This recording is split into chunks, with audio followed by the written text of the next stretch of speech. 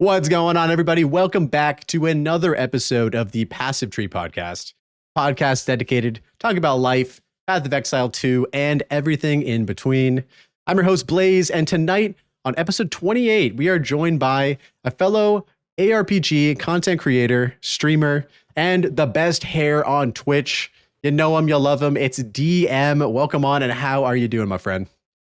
What up, bro? That's quite an intro. That's pretty good for a ginger in Alaska. I'll take it. Welcome, dude. Welcome. Yeah, I'm chilling, man. I'm chilling. I'm excited. You know, there's a bit of a vibe in the PoE 2 and PoE community every time a league gets announced, and this is no exception. How are you feeling about everything? I'm right now. I'm feeling good because after watching that Jonathan interview, he like specifically talked about the move that I said I'm going to play, even though I think it's like bait. Like, I'm going to do the flame breath move. Okay, the dragon breath, yeah. That shit's actually going to be kind of wild because it's like the only ignite one that actually stacks on itself. So it's like, oh shit, wait a minute. Like, I might have accidentally stumbled into like picking the right move. So I'm pretty stoked about that. That's cool. Yeah, I wasn't like over the top in love with like the showcase, and I know they talked about it like in the Ziggy D thing, and where they're like, yeah, we kind of fucked up. We didn't make the druid look super powerful. We kind of just tried to show off the skills, but the skills all kind of looked like whatever. So I don't know, but yeah, that's cool, man. The wyvern, the wolf, the bear, it all looks fucking sick. Yeah. So as a little personal note, I wanted to just tell you that like you ended up reacting to like my PoE 1 video as a PoE 2 player blind. The new player review thing. Yeah, I watched the video. That was a good video, yeah. Thanks, bro. Yeah, I just wanted to tell you thank you first and foremost for watching that. It was cool to kind of see your like take and your response to all that. It also got a ton of views on your channel too. I went and like checked it out the other day. I was like, holy shit, like it's got like over 100,000 views. So that's awesome, man. Thank you so much for that.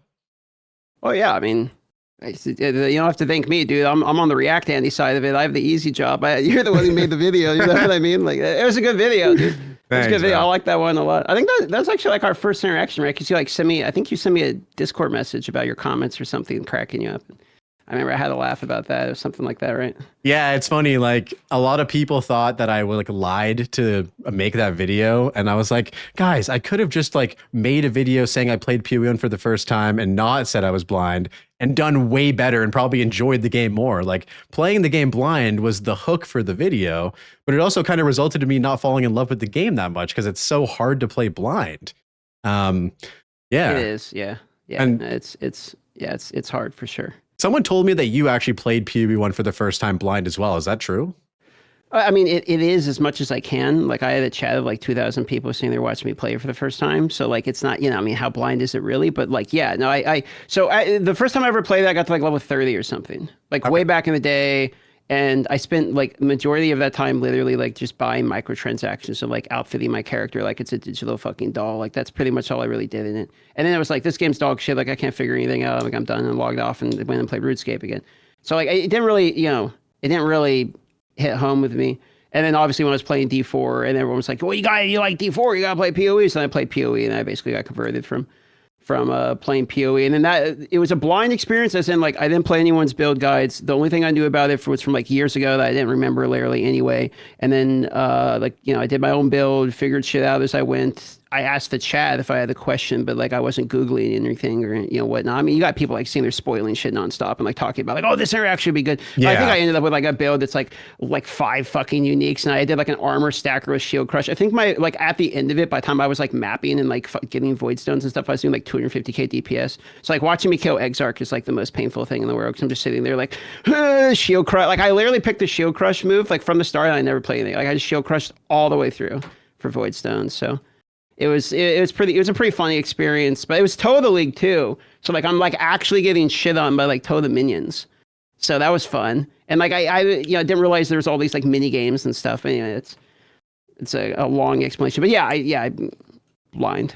It's hard to do, man, because as we move through these ARPGs, especially if you're a big like streamer as well, like you're going to have people basically trying to play the game for you via chat. Give me 1 second. I'm just gonna actually turn you up on Discord. I hope this is better. We'll continue the chat. So PoE 1 blind, not easy to do. Did you end up going back to play 3.27 at all? I didn't really end up catching you. Yeah, I did 3.27. It was the first time I killed Ubers on hardcore. hardcore trade, Oh, nice. admittedly. Hell yeah.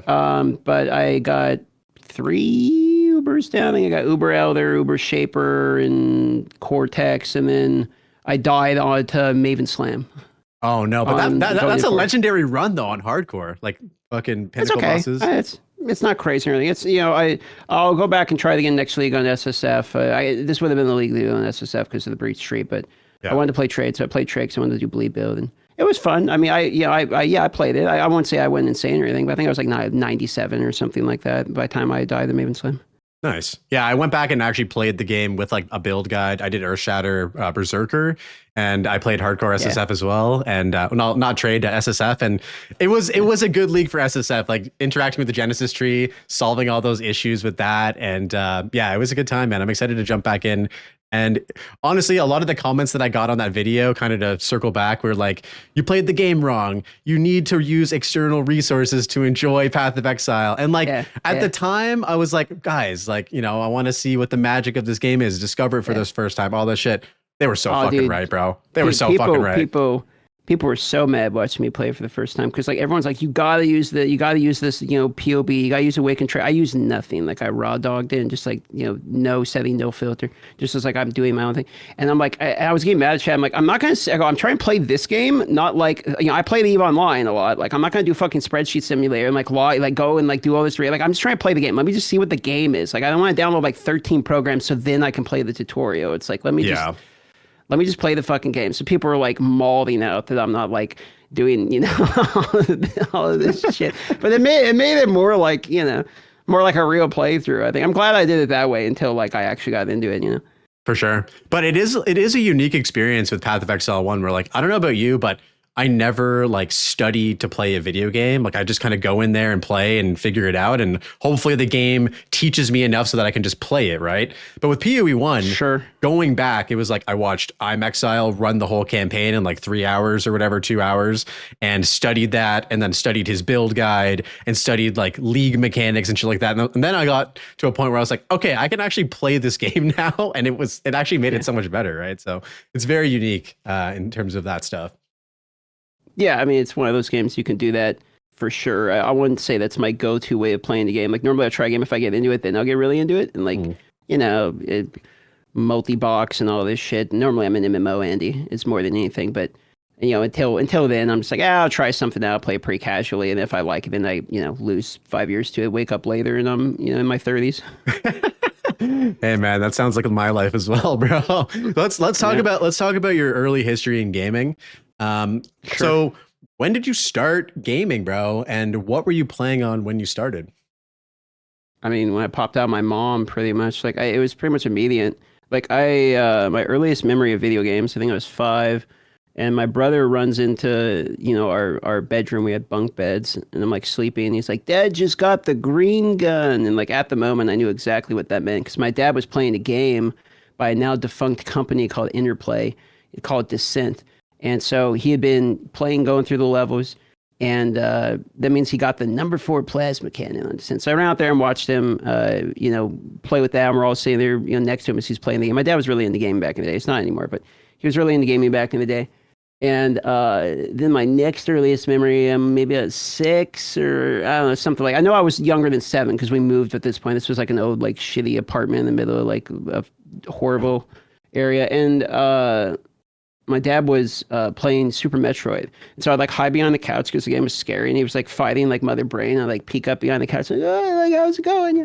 So like I did that, and I remember that was my other earliest memory. And then the first time I ever got like my hands on the controller, like the first time I played a video game was Street Fighter for the Super Nintendo. It's the first game I ever actually played because my mom left, and my dad was like, okay, like everyone's gone. Don't tell your mother. I'm going to let you like, you know, play a video game. So he went into like his room in his closet where he had like the hidden games, and he like pulls out like Street Fighter where like we, you know, where the kids wouldn't know he has this. Yeah. Plugs in the Super Nintendo, hands me the controller, and then like kind of kicks my ass for like 45 minutes straight basically. And so that was great because you know, I was like, I'm a big boy. Like, I get to play a video game with my dad. So, like, my first, you know, memory of playing a video game, like me actually playing other than just watching my brother or my dad or something play it was Street Fighter, getting my ass beat in Street Fighter by my dad, basically. I love it. I love it. It's cool to have a parent who like inspires you to actually play games, allows you to play games in your case. And then you kind of have this rivalry too, I would imagine, where like you got your ass handed to you by your dad when you were a young kid. And then maybe down the road, did you ever like end up surpassing him in like in a fighting game or a game that you guys played together and like kind of take that dub? Yeah, he kind of stopped playing. So like I got really into games, and then basically ever since like that, like I just never saw like all I ever did with my life, other than like the mandatory work and school and like the shit I had to do to like live on the planet, was like basically playing video games. It's all I've ever really loved to do, right? Like most of us, I'm assuming, if you're on a fucking gaming platform watching dweebs talk about video games, like you're probably the same. So yeah, like absolutely. Like I mean, my dad got his ass kicked anytime he picked up the controller because the dude had to go to work. Like I'm just a kid, no life in it, And we were homeschooled until like high school, and that's we went to high school. 'Cause my mom actually is like a teacher, or was a teacher, and so she did a great job, like teaching us as kids. But up until like high school, like yeah, dude, we were fucking no life in games. Me and my brother would like had a alarm on the oven, and we'd sit for 20 minutes, and when it beeped, it mean you got to get off the other guy's turn to play the game. Yeah. So we'd go back and forth. And beep, beep, it's my turn, get off, and then you have to try to play a game that could save or something. So I watched my brother play like I watched him play like The Sims, Age of Empires, Outpost from Sierra, which is another defunct company. All these good companies are now fucked, I guess. Is he older than you or younger than you? Yeah, he's like 3.5 years older than me. Oh, okay, right on. That's cool. Yeah, those are classics, man. I grew up as the older brother, and so I shared a room with my younger bro, who's like 2 years younger. So pretty much the same dynamic growing up. And we just spent so much time playing video games, and he's like the ultimate rival. He's like the Gary to your Ash, like for Pokemon. You know what I mean? We're like, totally. We would take breaks from playing games together, and then get really fucking hard into like Smash Bros, and just have like a month where we can't stop playing after school. Or like Mortal Kombat. You learn every single moveset or combo that your rival knows, and then you spend time in the dojo trying to like, it's a special thing gaming with your siblings for sure, man. Yeah, we didn't really like game that much though. It was like we didn't play together a lot. Okay. Because like he was like the big brother, and like he would mostly play by himself or with his friends. Like I wasn't really part of the equation. But what I would do is I would watch him game. And then at one point, what my brother really loves to do, he still does this, and he's really good at it, by the way. It's like he's like a DM for like D&D campaigns. Got it. So he comes up with like stories, and he's really exploratory and creation stuff. He loves that shit. He has like, that's what he does now. He's got a business where he like, creates shit basically. And he was in security for a while, but now he's doing something new. And so what we would do when we would play together is he would mostly, I didn't realize at the time when we were kids, but he was basically making a D&D campaign for me. We call it the adventure game. He'd come up with like a story and he'd be like, okay, what do you do? Like it's your turn to interact. And it's basically like a choose your own adventure book, but he would like tell me his story. And it's like, we did that all the time, like as a kid, and up until like early teenage years, and we kind of like grew out of it because we got into whatever, like airsoft guns and paintball and whatever the fuck you do when you're a teenage boy. But nice. Like that was like how we interacted in games, kind of. But like I would mostly watch him play games, and then I would try to like, my big brother's playing this game, I want to try it. So like he'd play Age of Empires, and I want to play Age of Empires. He'd play Sims, I want to play The Sims. He'd play Homeworld, I want to play Homeworld. And that's actually how I found RuneScape, because I saw him play RuneScape, so I tried RuneScape, and then like I basically never stopped that one. Same with WoW and like a lot of these other games when we were kids, and then when he moved out, and then I eventually moved out, like at that point we're just kind of choosing our own stuff. But I basically play the games my brother would play. Yeah, no, as the older brother, that is definitely I can speak from your brother's perspective. It's kind of crazy thinking back on it now, how much influence I probably had over what like my brother played. Like I remember more than you'd think. 100%, dude. Like I remember learning about MapleStory and like coming home, installing it. Yeah. He would come to the side chair and be like, "What is this?" And then we would both be playing MapleStory like a week later because he'd have his own account. And I think that just kind of persisted all throughout our childhood as well. So yeah, shout out to the big bros. Yeah, I mean, if your if your little brother is anything like me, like your big brother's kind of your hero when you're a kid. So like you naturally try to follow in his footsteps. Yeah, it'd be interesting to ask you how you felt. I don't know if I was looked up to as much as maybe you looked up to your brother, but oh sure. Man, that's cool, bro. That's cool. So you mentioned WoW, you mentioned RuneScape. Are there any other like actually monumental games, and this is kind of a hard question. Any other monumental games that you played as a kid, young adult, that just left a lasting impression on you as a gamer that you still think about today? That's kind of a hard question because it's like, I mean, what's the definition of monumental? There's only, I would say the definition of monumental for me is things where it's like I actually made life decisions rotated around these games. Yeah, you know what I mean? Like, I mean, RuneScape is an example. You know, like I would clear paths of time available to play this game, and I still do that. So it's like, you know, that basically an MMO you could name, bro. I played almost every MMO that I am aware of. That is, you know, Star Wars Galaxies would be the other one that comes to my mind. But you know, I've played most MMOs, you know, MU, Cal, Cabo, you know, EVE Online, all of the RuneScapes at this fucking point back in the day. I don't know, it was mostly MMOs, but like Super Smash Bros. Like I played Super Smash Bros. Melee all the way through college. And there was obviously years where I played Modern Warfare 2, like everyone when that game came out. I don't know about like monumental outside MMOs would be pretty hard for me because then at this point we're talking about like content creation, and it's like obviously like there's Diablo and PoE and like Star Wars Galaxy of Heroes because that was the first game I ever posted on YouTube. So it's hard, but like I'd shout out some other games that I think were fun. Like I played League of Legends for, I mean, over 10 years. I probably have as many hours in that as I do RuneScape.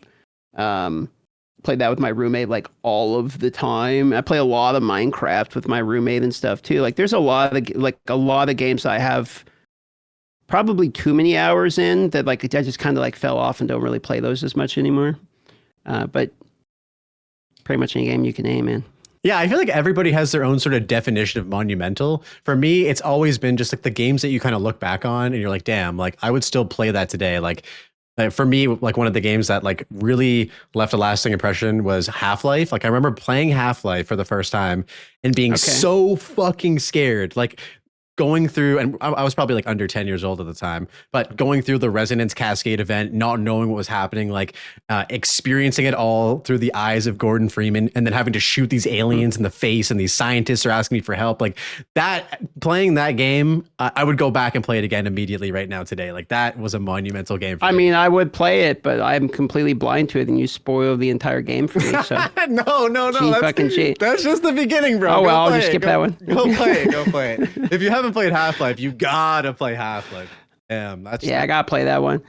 Porto's one. Porto's fantastic. I played Porto. That was a good one. Oh, Super Metroid. That probably would be, if we were actually using the definition of monumental, Super Metroid, and probably Pokemon for other like reasons. But yeah, probably Super Metroid would be a major one for me also. Yeah, for sure. No, Super Metroid's dope. All right, man. Well, I feel like we could probably talk about just old video games we love to play forever. But I would like to ask you a couple more questions. So I did a little bit of a deep dive through your channel, as I do with everybody. Oh boy.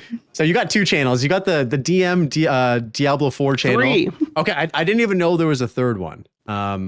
So I only went through a deep dive of the two. But on the second channel, or I guess maybe it was your first channel and then it became your second channel. The OG, the first one, yeah. Yeah, the OG channel. You got videos from like 9 years ago, but it really started getting a lot of content like 6 or 7 years ago when you started doing videos for Star Wars Galaxy Heroes. So I just wanted to ask you, it's a banger. I wanted to ask you, like, what was the game that inspired you to like put yourself on the internet and make content for? Was it Star Wars Galaxy Heroes? It kind of wasn't like that. Like, it wasn't like I'm inspired. Like, I can't wait to make videos. Like, kind of didn't give a fuck. Yeah. It was like, so what happened was I just liked the game. So I was playing the game and I started streaming the game because people kept asking me questions about like my team and my build and stuff. So I'm like, I'll just flip on the stream and start asking questions. It was more annoying than anything. It's kind of like what I imagine Pox was going through, which is like people that come in like ask the same question over and over again. So I was Righteous fire, help me. Yeah. So like I would just play the game. I'd answer like the same question about like the Sith Wraith or whatever, like over and over and over again. And so then I'm like, I'm just gonna make videos to explain this shit. So I started making videos to just like explain the stuff, and like there wasn't actually like that many content creators like in the space, and people weren't really like explaining too much like at a basic level. You know what I mean? A lot something that's really easy to do when you're a content creator is like assume that the people that you're talking to when you're explaining something have played the game exactly as much as you have. Like, that's really easy to do. And you have to like constantly remind yourself, like, it could be Bob, who has played the game for 25 minutes, decide to Google Path of Exile 2 and click on the first video he sees. You never know. So so, you know, I was just kind of doing it that way. And then people liked, you know, explaining. So I kind of kept doing it. I needed a job at the time anyway. So I was like, I made a video. It's like, tell you what, if I make $500 this month, like that's enough to pay rent. Fuck it. Like, I'll just keep doing this shit. You know what I mean? So I kept doing that. And then it was like the first month I made like $800 or something. I was like, all right, man, I guess I'm a YouTuber now. I just kept making videos talking about the game. Right on. And that was kind of it. It was actually pretty fun for a while. So I got more and more into it, and I started enjoying it more. For sure. Okay, that's cool. So yeah, Star Wars Galaxy Heroes was sort of like what I would imagine being like your introduction to content creation, sort of like your main game for a bit.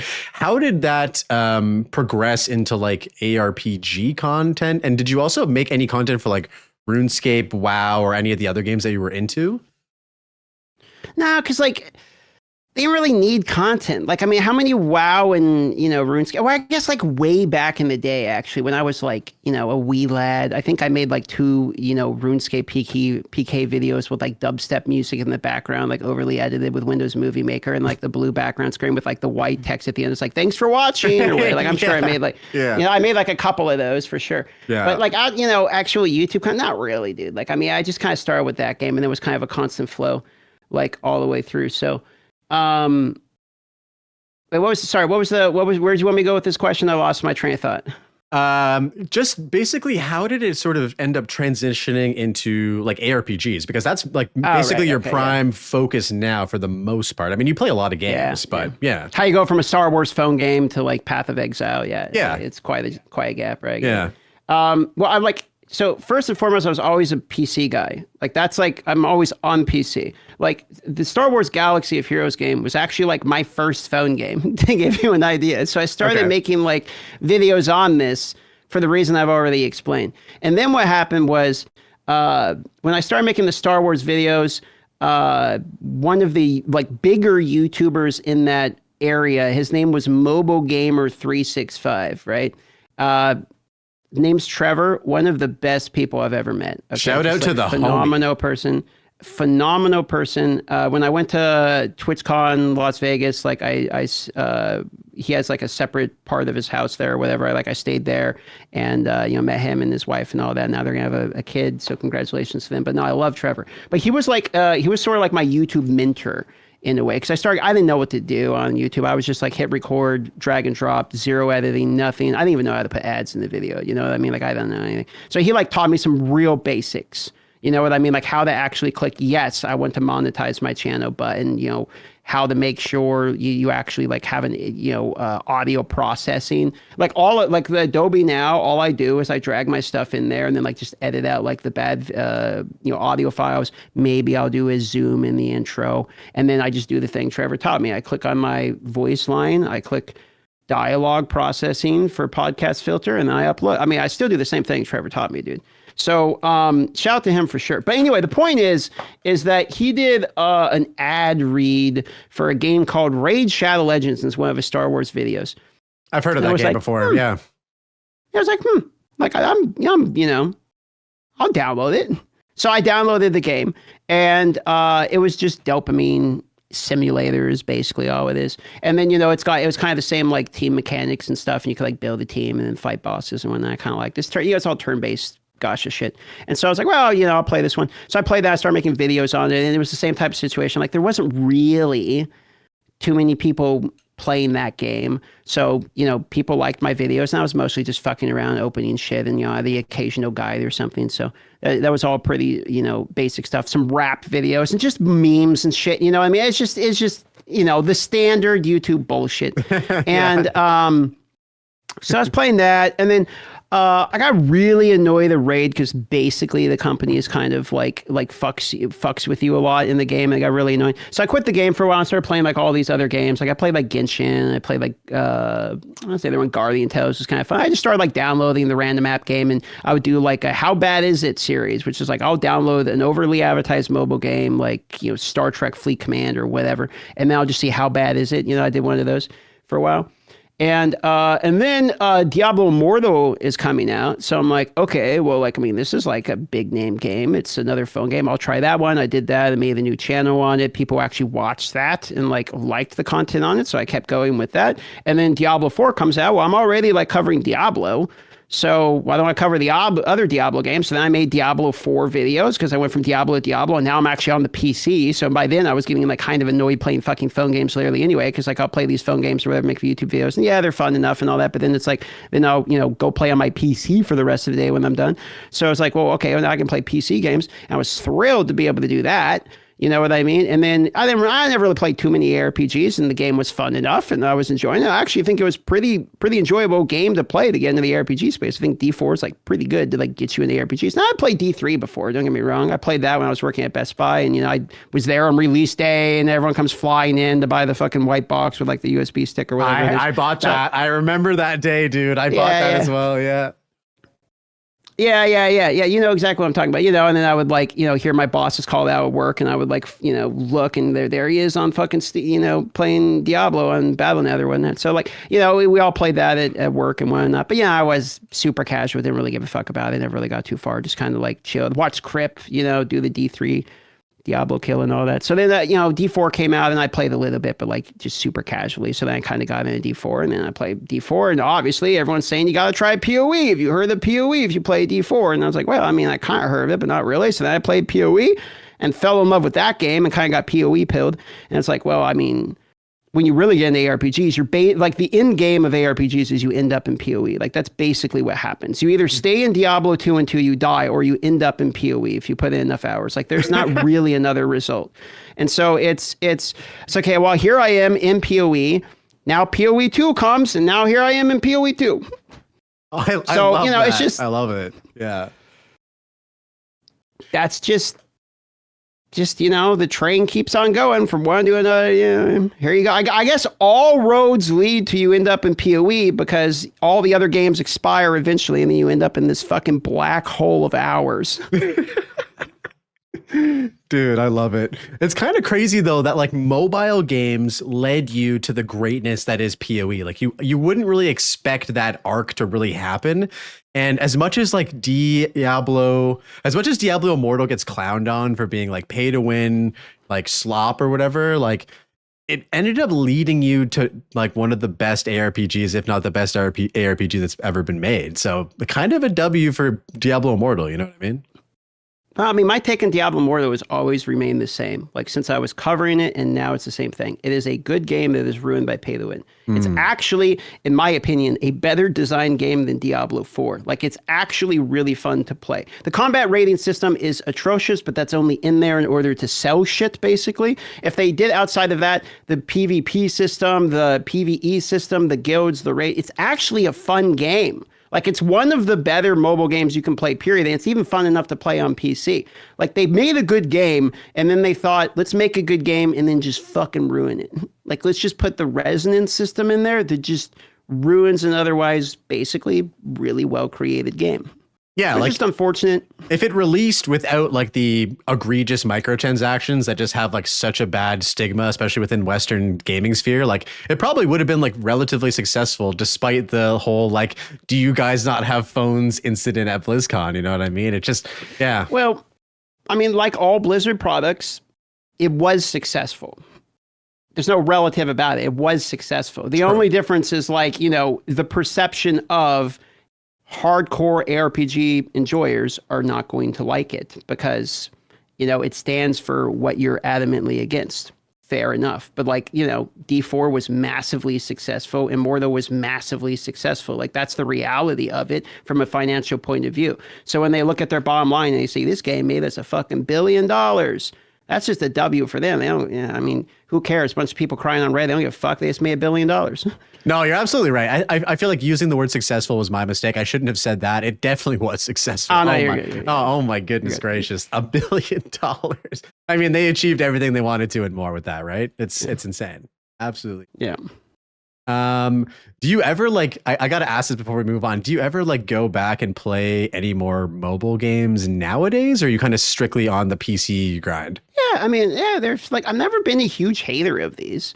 Like, gosha slops everywhere, and a lot of like the anime titty games are fucking terrible. But like the occasional, like I'll sit on the iPad and we'll watch, like me and the girlfriend are watching Succession. We want to watch the show. And it's like, oh, it's a fun show. And we'll sit there and we're playing like the Maple Story game.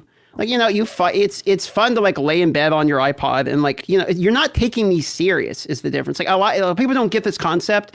It's like they think if you're playing a mobile game that like the only thing you do is play a mobile game and you're super into it and you're like, I'm putting on my try hard hat on my mobile game. And it's like, bro, you're sitting there playing this game is basically dog shit because you're on your iPad in your bed eating a cheeseburger watching a movie. Like there's not, then when you're on your PC, you're actually gaming. You go play Tarkov or something. But it's like, yeah, absolutely. I still play the occasional mobile game because it's fun. Like I'll sit in bed and I'll play whatever. I play Maple Story Idol. Pox got me into that one. I've been playing that one. So I'll play like Wild Rift, like because it's like League of Legends, but you can play it on your iPad or something. We play TFT all the time on the iPad. Every now and then I'll re-download Star Wars like game just for the nostalgia kick for 10 minutes and uninstall it. That's cool. Yeah, I know. I get ads for that Maple Story game all the time. I don't know how like Nexon knows on Instagram and Facebook that I played Maple Story for thousands of hours when I was a kid, but and like the thing is, dude, these games are like you don't even have to play them half the time. Half the time they like play themselves basically, and you can just like chill and check in on your progress and see the XP bar go up and get that dopamine hit or whatever. And yeah, it's a game simulator. It's like I want to play a game and check in on a game, but like I kind of like don't have the energy or I'm doing something else. So it's like I'm playing a video game simulator is what it is. You're not actually like all the way playing a fucking video game. Like there's no delusion about it. It's just like, all right, let me just check in and like see how this is going. Let me click my red dots and then, open something. Oh, I got nothing today. Log out. Like that's all it really is. You don't take them seriously. As soon as you take them seriously, like that's the problem basically. Yeah, and maybe another problem might be like as soon as you start spending like enormous amounts of cash on them and like gambling. Been there, done that. That also might be a problem too. But I think that goes hand in hand with taking them seriously. Right? So yeah. Okay, so mobile games kind of led you into ARPGs. They showed you Diablo 4, which you obviously got a lot of notoriety and popularity from all of your content there, and then that brought you into PoE. And I like how you kind of said all roads lead to all roads lead to PoE, but your road didn't end in PoE. It brought you all the way to New Zealand to like the actual core of PoE. And so I wanted to ask you, after going to GGG Headquarters in New Zealand before the launch of 0.3, I just want to ask you, generally speaking, what were some like really notable things that you kind of picked up from your visit there that you otherwise were like super surprised about when you like learned about the company and their inner workings? Like the office is like not fancy at all for how big the company is. Like it's fairly small office. Like everyone works like pretty close to each other. It's nothing more than what you would expect like a middle-sized paper company to have from Scranton or something. Like it's just it's very much like a normal small office workplace. It feels kind of like a LAN party. Okay, that's interesting. So like that was. And it's not to say the office isn't nice. It is. What did you expect before you arrived at the office? Maybe something more like Blizzard campus. Like when I went to Blizzard, it's like they have this huge fucking campus. Like they have like, a billion buildings. They have like a fucking yoga area and something. They have like a therapy area. They have like a quiet room. They have like multiple different areas you can be. They have like a Starbucks or something like built into it and a lunchroom and all this shit.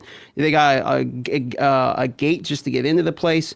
They have like a roller skating area or something and like a basketball court. Like it's just like it's like Disneyland over there. Like you have fucking everything you could ever want.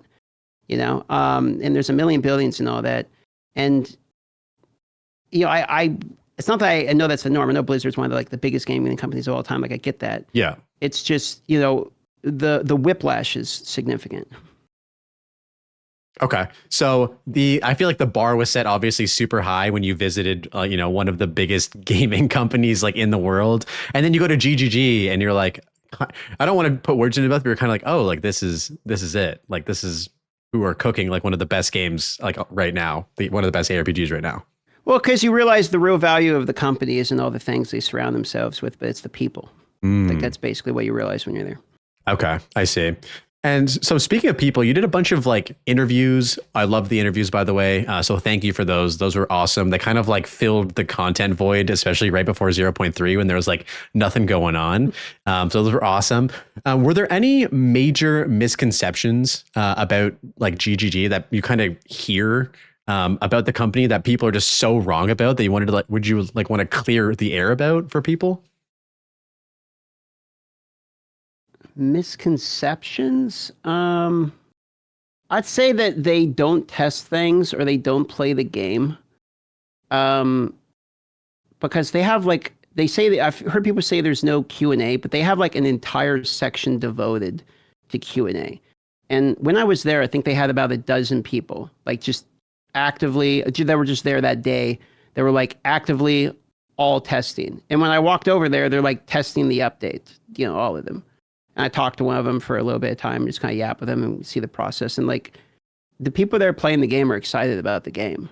Like these aren't people like that are punching in to like do their shift and then go home and do something else. Like these are PoE fanatics, you know? And it's like, that's an obvious difference between a lot of other places is that, you know, these people like live and breathe this game.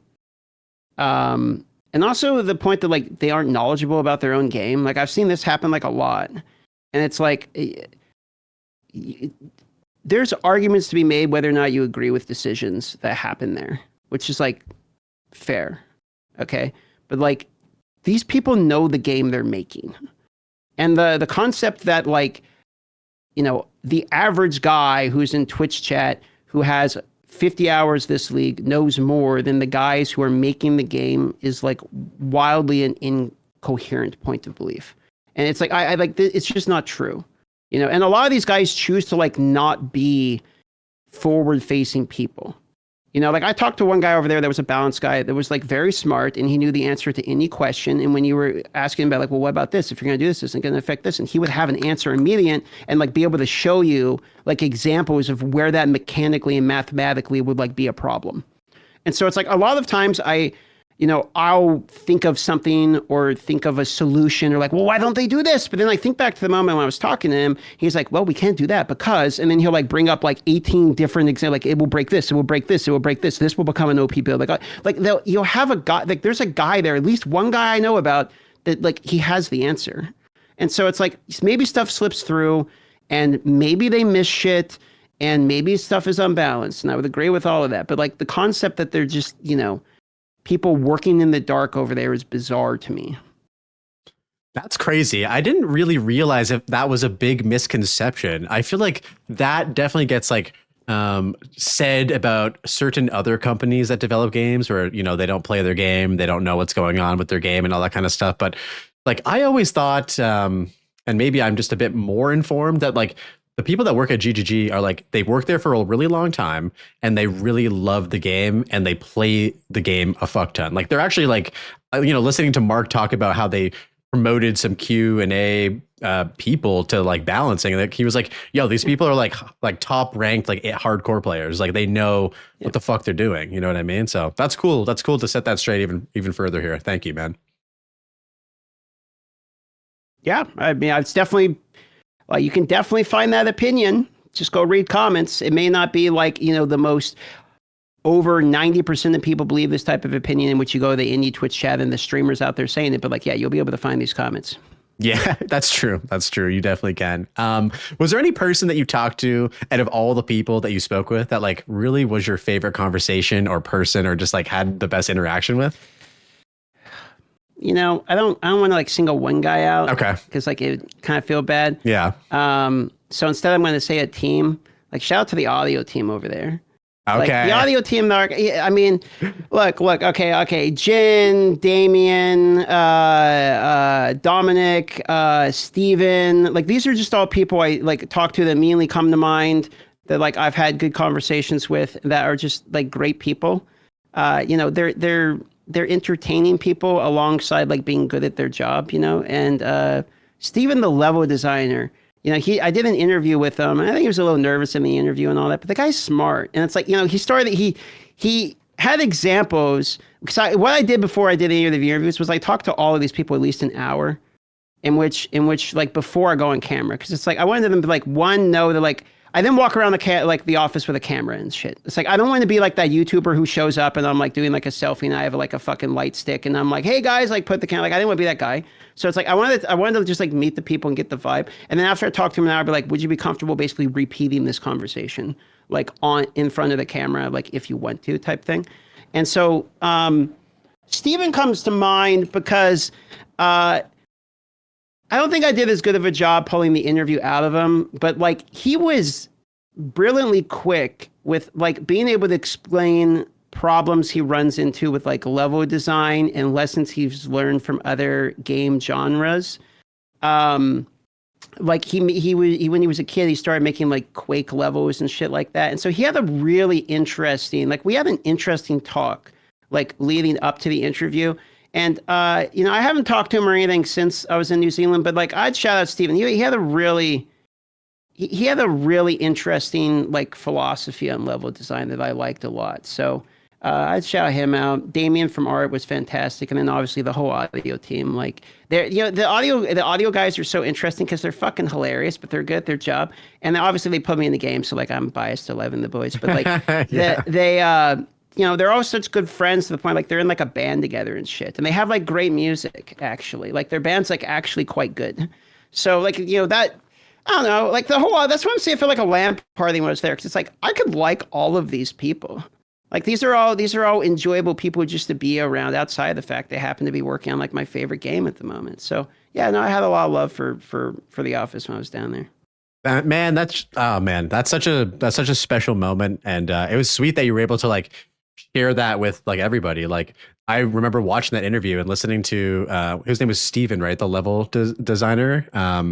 His story, it was sick. Like he kind of remember, like I remember him talking about how, he started off just like making custom levels in Quake and just like there always was something level related that he was doing throughout his like younger journey, and then it ended up him doing stuff for GGG. So that's sick. And yeah, I think the audio for me, as somebody who has been playing a shit ton of PoE 2. That was one of the things that actually stood out to me the most when I first got my hands on the game like a year ago.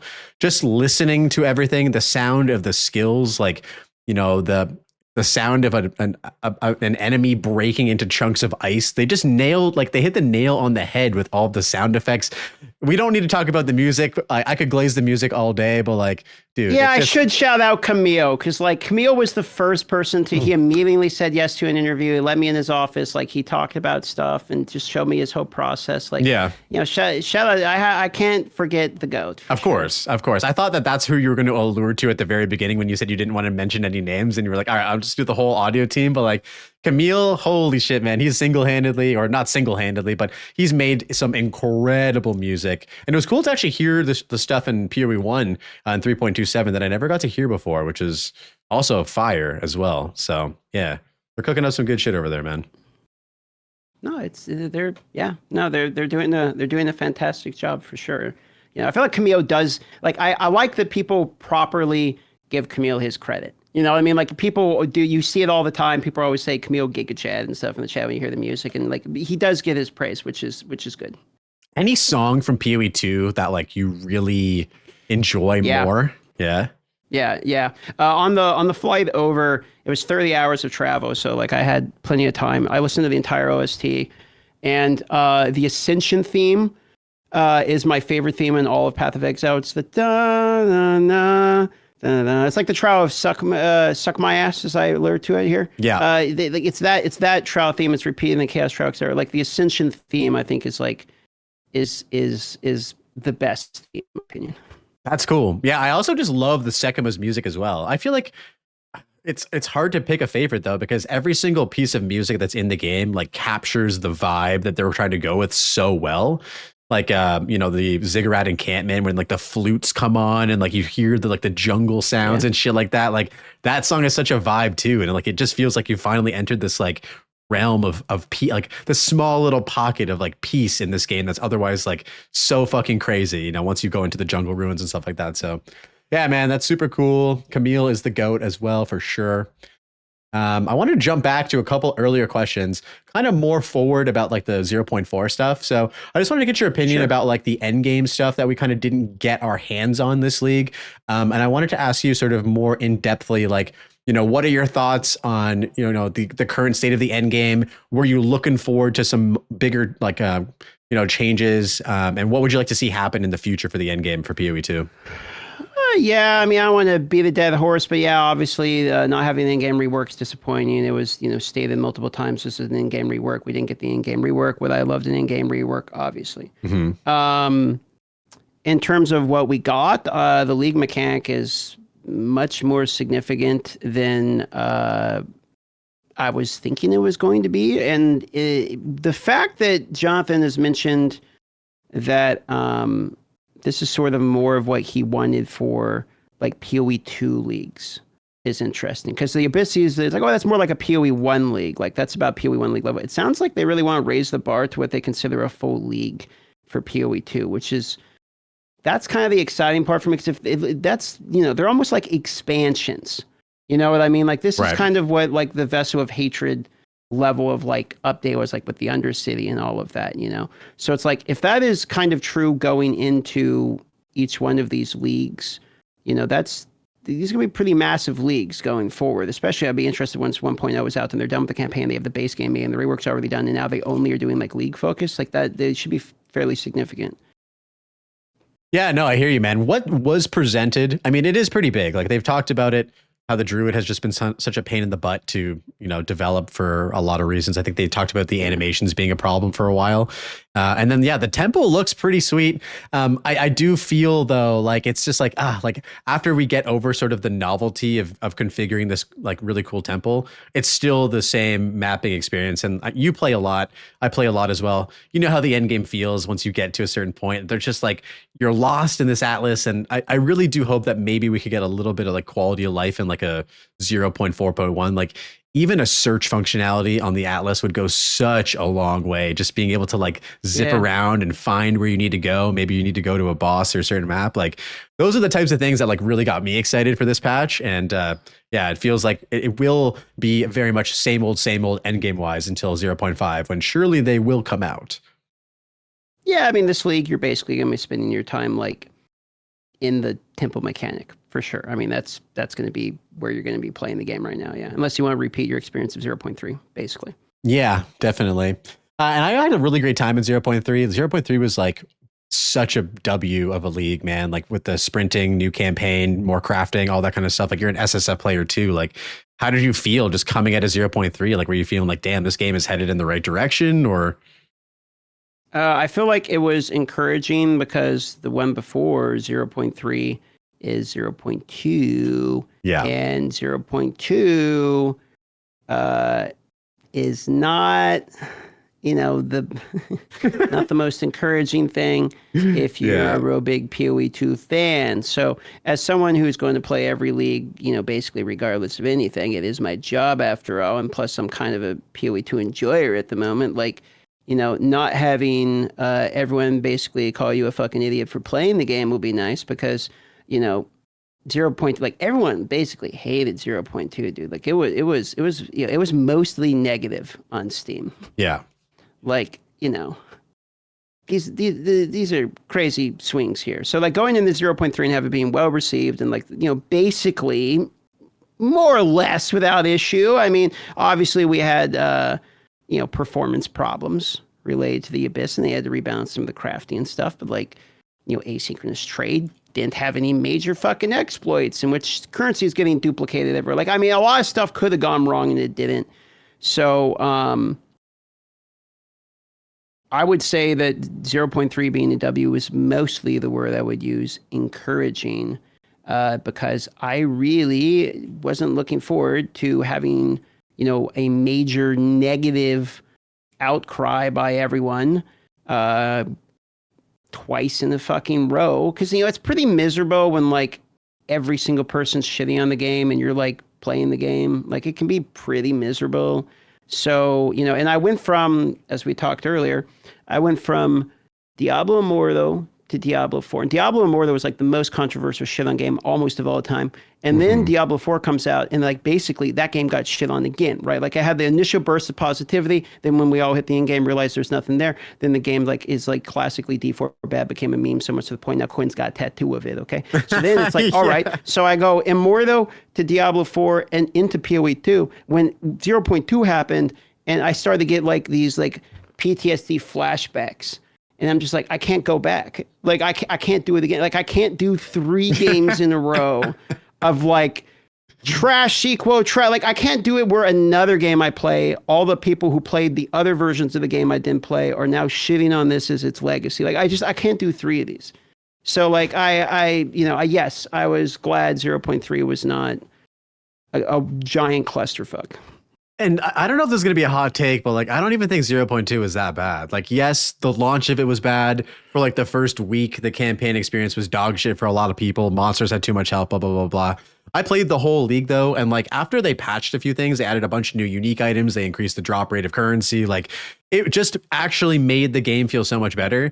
It's just a damn shame that like, the majority of the people judged it so fucking hard, review bombed it on Steam, quit the league entirely, when like it actually got really fucking fun. And then by 0.3, like they brought in a lot of those really good changes that they did, you know, on top of like all the endgame stuff, like unique maps, the cleansed areas and the corrupted areas and blah, blah, blah, blah. Like, I don't know. I feel like people were really hard on it and they kind of didn't let them like fix it before they just quickly judged it, you know?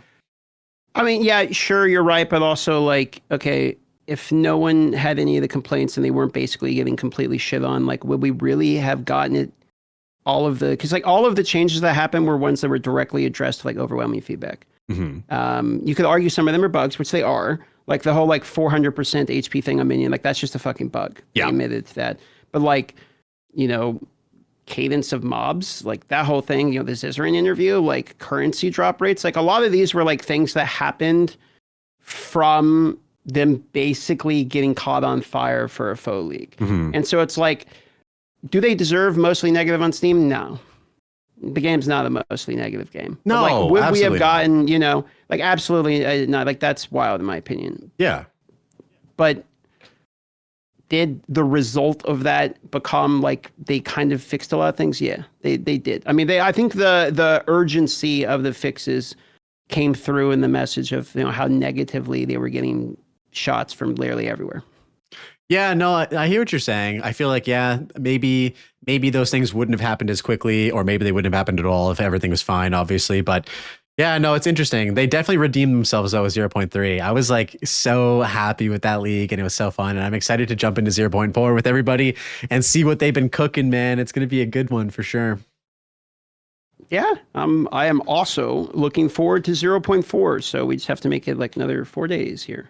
I wanted to ask you a bit of a controversial question, if you're cool with that. And it's about GGG and the development of PoE 1 and PoE 2. I don't know if you've been asked this before, but I just wanted to see what your thoughts were about, do you think that them developing both of these games simultaneously right now at the cadence at which they're doing it, so, you know, the every, 2 months or whatever, is impacting these games in a negative way?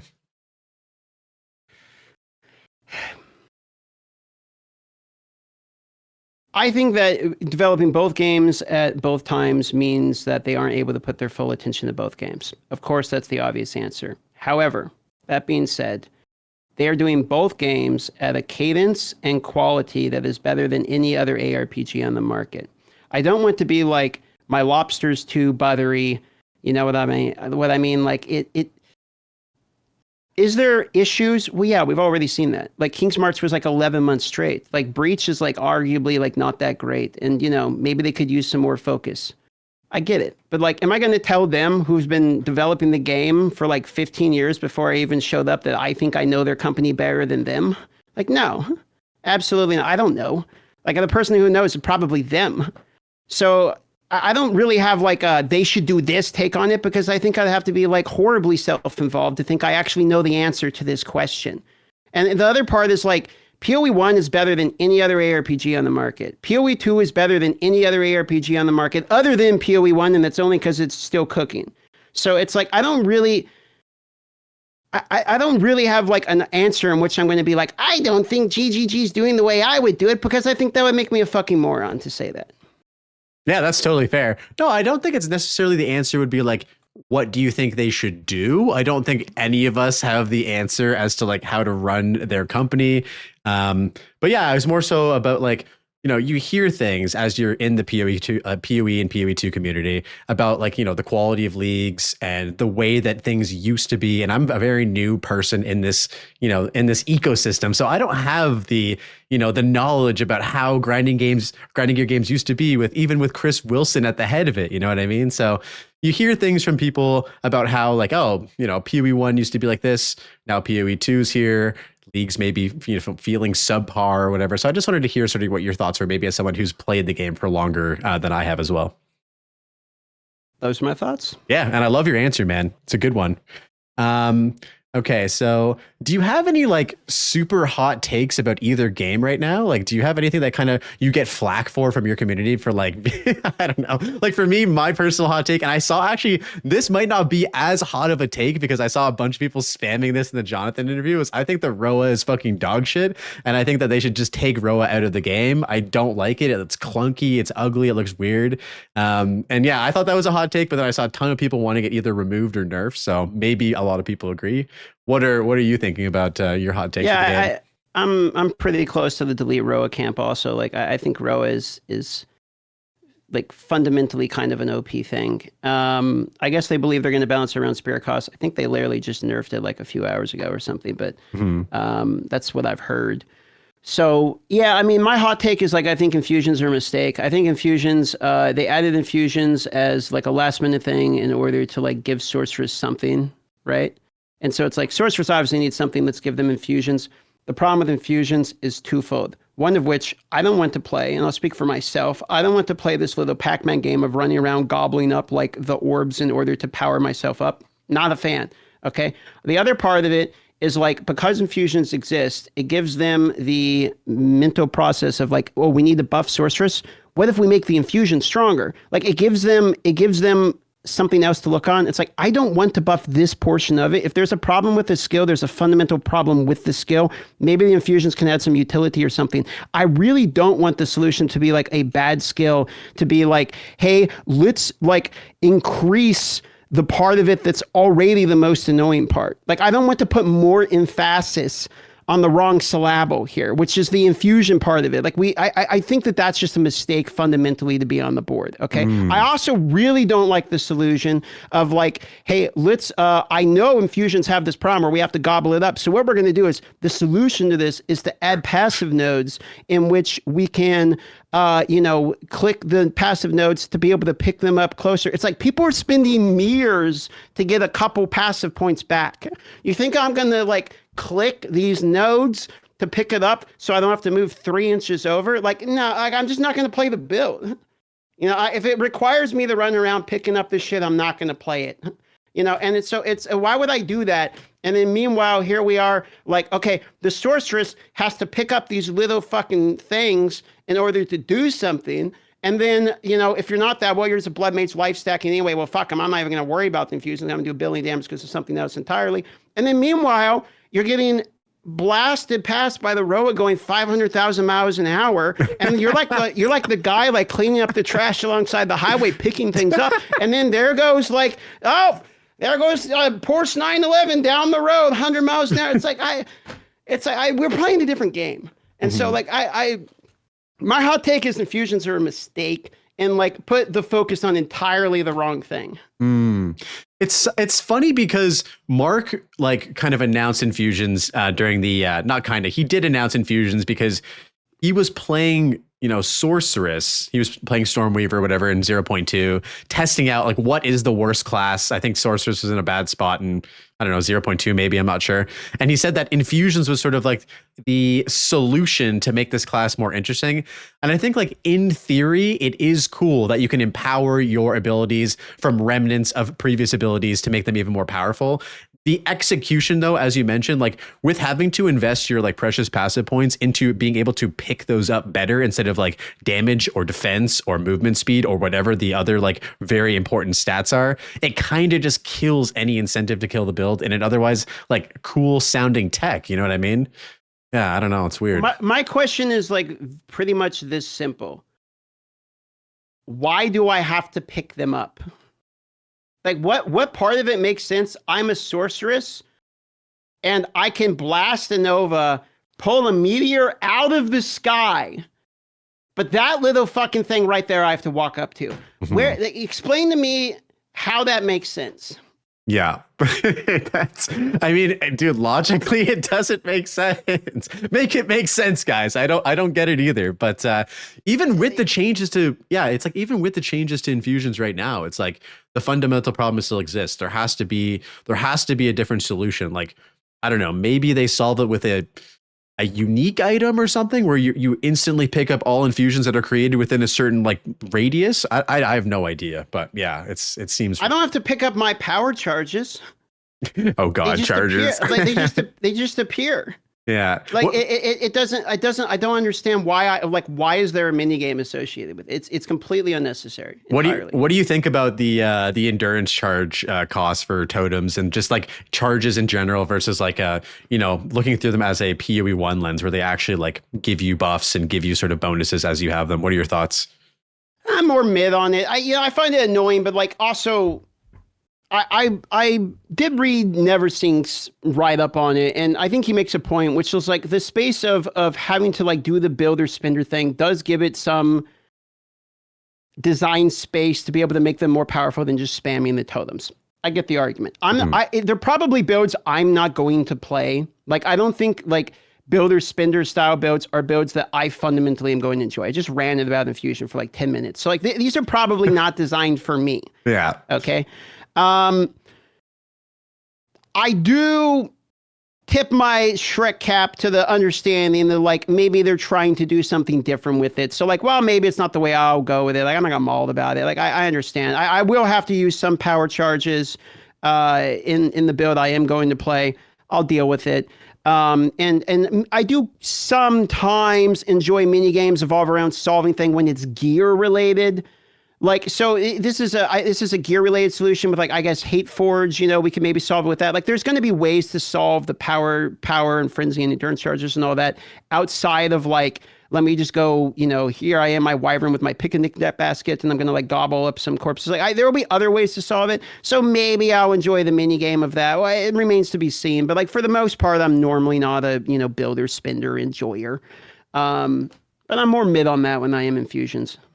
It's weird with charges because there are like these intended ways to do them. Like the first thing that comes to mind was, so I played Invoker last patch, and I did power charge stacking Falling Thunder, which is one of the sickest skills. It just feels so good to use, especially with radial projectiles or whatever that support was. But it's funny, in the beginning, they give you that killing palm technique or killing palm move, right? Where you like dash to them and you get the one power charge or whatever.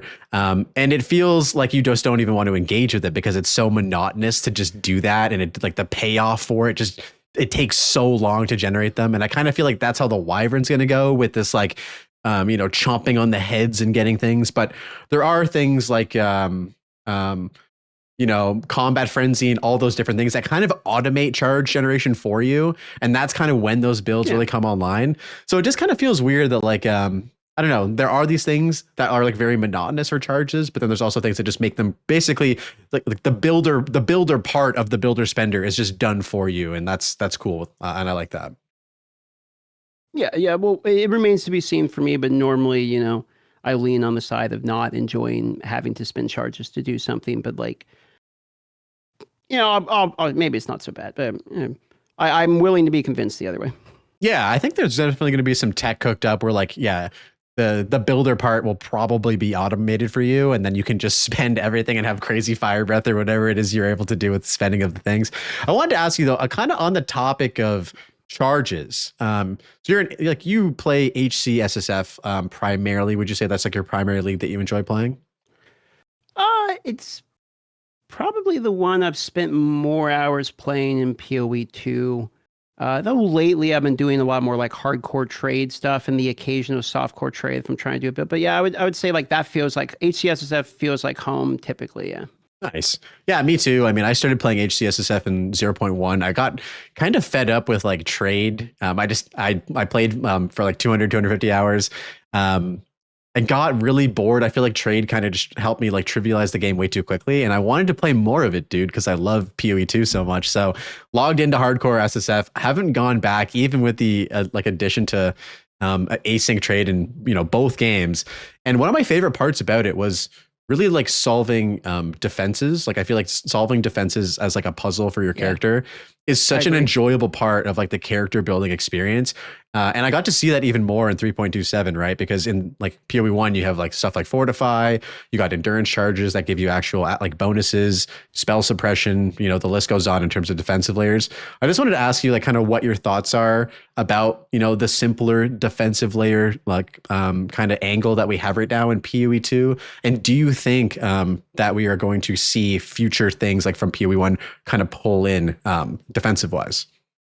Yeah, I think we'll probably see defensive layers built out. I mean, the game is starting as like a skeleton, and they're adding on like more and more and more and more. And as more offensive side of the game is built out in PvE, so the defenses, like the line from Star Wars, there's the dark and the light to me. They're the light and the dark to me. Like it's the same thing. Like as they ramp one side, they're going to ramp the other. I do agree that that solving the defenses is part of the game for me that I enjoyed the most in PoE 1.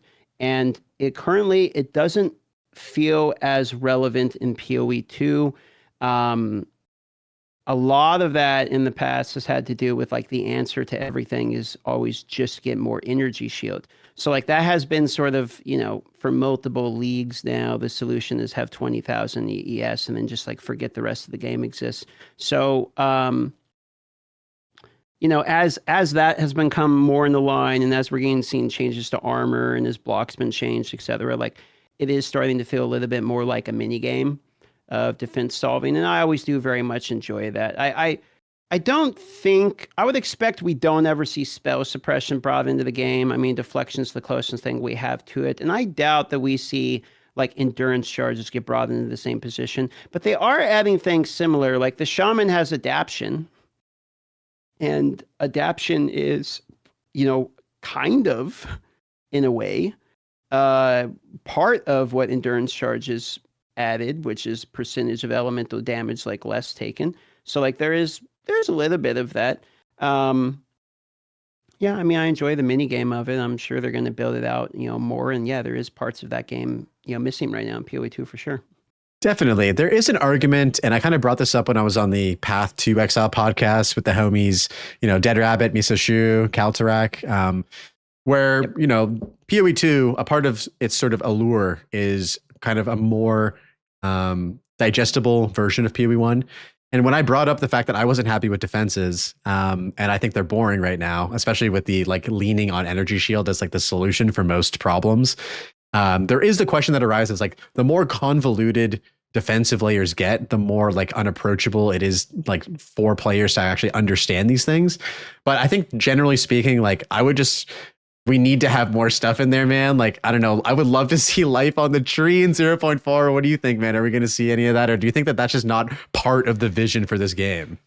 No, I think that life on the tree is something that, they're trying to avoid, and it's a cat out of the bag type situation. And I doubt that they are going to add life back on the tree. I think that seems to be obviously something they're very opposed to. But why do you think that is? Well, I mean, they've already said why he believes that is. It's like if you have life on the tree, it becomes fundamentally something that you're going to path around. The fact that we all are asking for it so much and that we all want it means we all want to click the nodes. And I think that is like proof in and of itself that he does not want that in the game.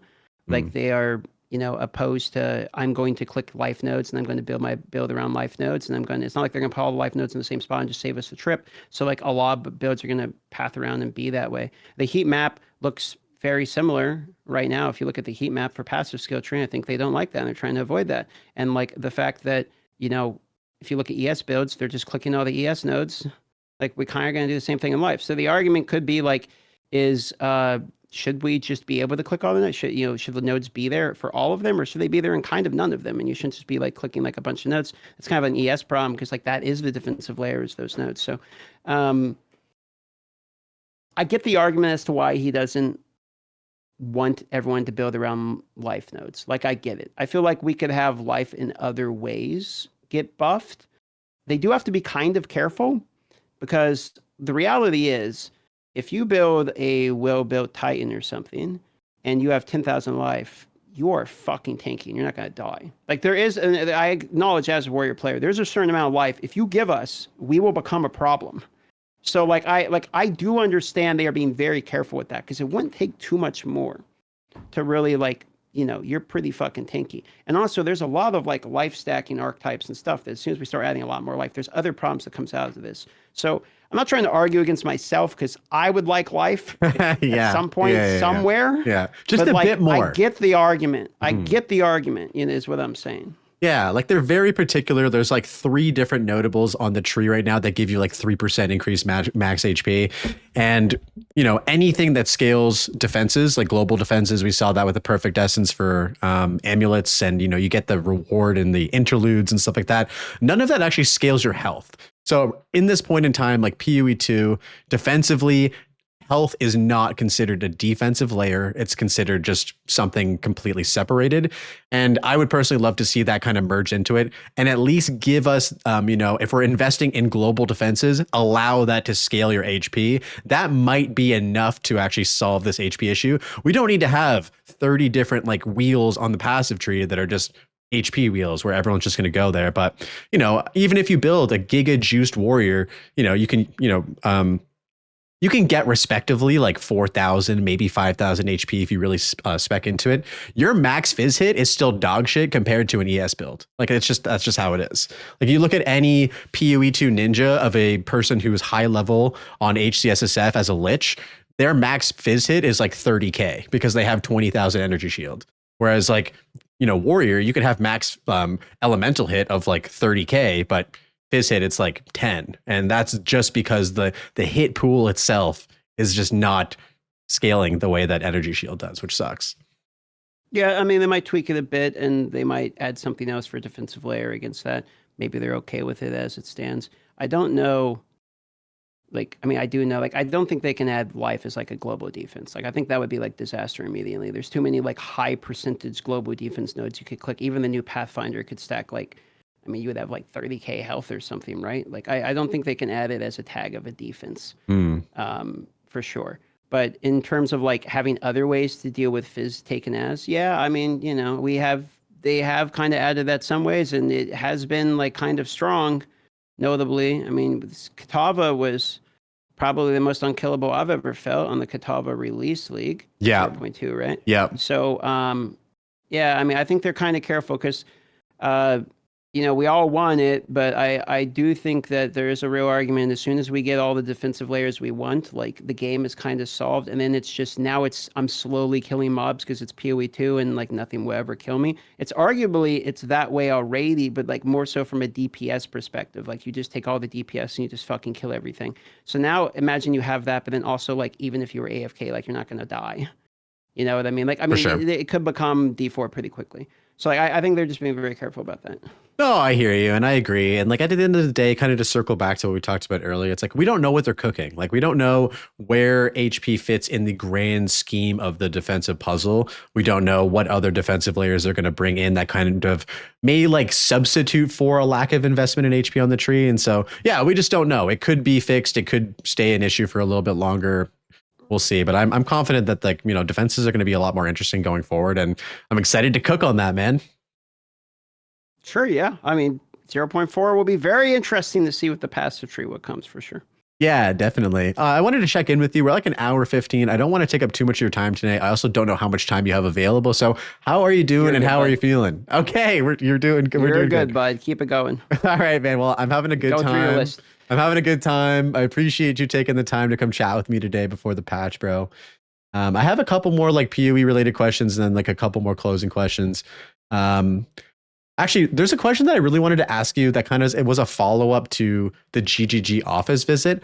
And I just wanted to ask you, generally speaking, what are some other monumental moments throughout your content creation journey that kind of left you thinking, damn, I've really come far from my humble beginnings playing Marvel heroes? What are some of those?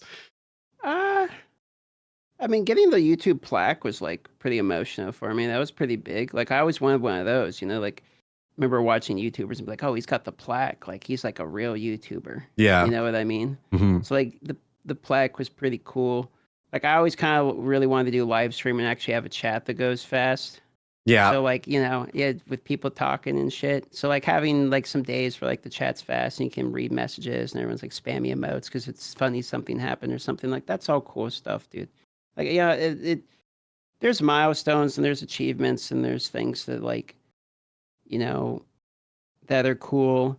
Um I don't know if there's any like few things in particular. I would say maybe PoE 2 launch because like I remember when D4 came out, like it was super exciting because like everything's going well for me. Like people are being very nice to me. I'm growing on YouTube. Like I am playing the game I'm having fun with. Like financially I'm getting into a better position. Like all of these things are going good, right? And then there's this thing that happens. I was talking about this with somebody else earlier today, as a matter of fact. There's this thing that happens, which is like, if you peak in content creation and then you have nothing but like decline, like, you have like a big game release like that, right? In D4, it's like you have like this surge, and then the only place you have to go is down. Because like the game is going to die, and it's not like you're just going to like forever fucking grow or anything. So it Hmm. can be really depressing. And I remember there was this interview I did with Quinn, and he asked me one time, he's like, you know, what's next? Like, what are you doing? I'm like, well, I go, it's like Buzz Lightyear. It's not flying, it's falling in style. It's like, yeah, I had a lucky peak and then it just kind of fall off I from watched there. that I'm just interview. like, I knew exactly what you were yeah, talking yeah, about with you were yeah, worried that you kind of peaked and you were like, like, what do I do now? Sort of thing. Yeah. yeah. It's like, what do you do? What do you do? You had to, yeah. Yeah. And he told me, well, if you think that way, like, then it's true, but like, that's not true. And I remember when PoE 2 came out and we had like, I don't know, it was like 12th in the world or something crazy for like the most subscribed. We had like 20,000 people in chat or something like nutty. And it's just, I remember having this moment of realizing, like, I think I even said it, was like, Quinn was right. It's like, you like, you'll have moments that are like, how the fuck did I get here? Like how have I been so lucky to get here? And like, those keep happening. Um, so yeah, I would say it isn't so much like monumental things is like moments where I'll remember. Yeah, moments I'll remember where it's like emotional moments. Like I don't really know how to describe it, but there's like certain times I look back and it's like, every time where I'm thinking, like I'm getting depressed or something, like I'll have like a moment that like encourages me. And like those moments where I'm like starting to get depressed and then like I'll have encouraging moments, like those are kind of the ones I remember. And for whatever it was that encouraged me at the time, maybe it's someone reaches out and says something, maybe it's a conversation, maybe it's like having a beer with some random dude that like I just happened to meet at like a bar or something and you'd like have a good conversation because like, oh, I watch your mobile game videos or something. Like, every now and then you have these moments in that like reminds you like, I got one, I got lucky. Two, I do something I fucking love, and you get reminded how good things actually are.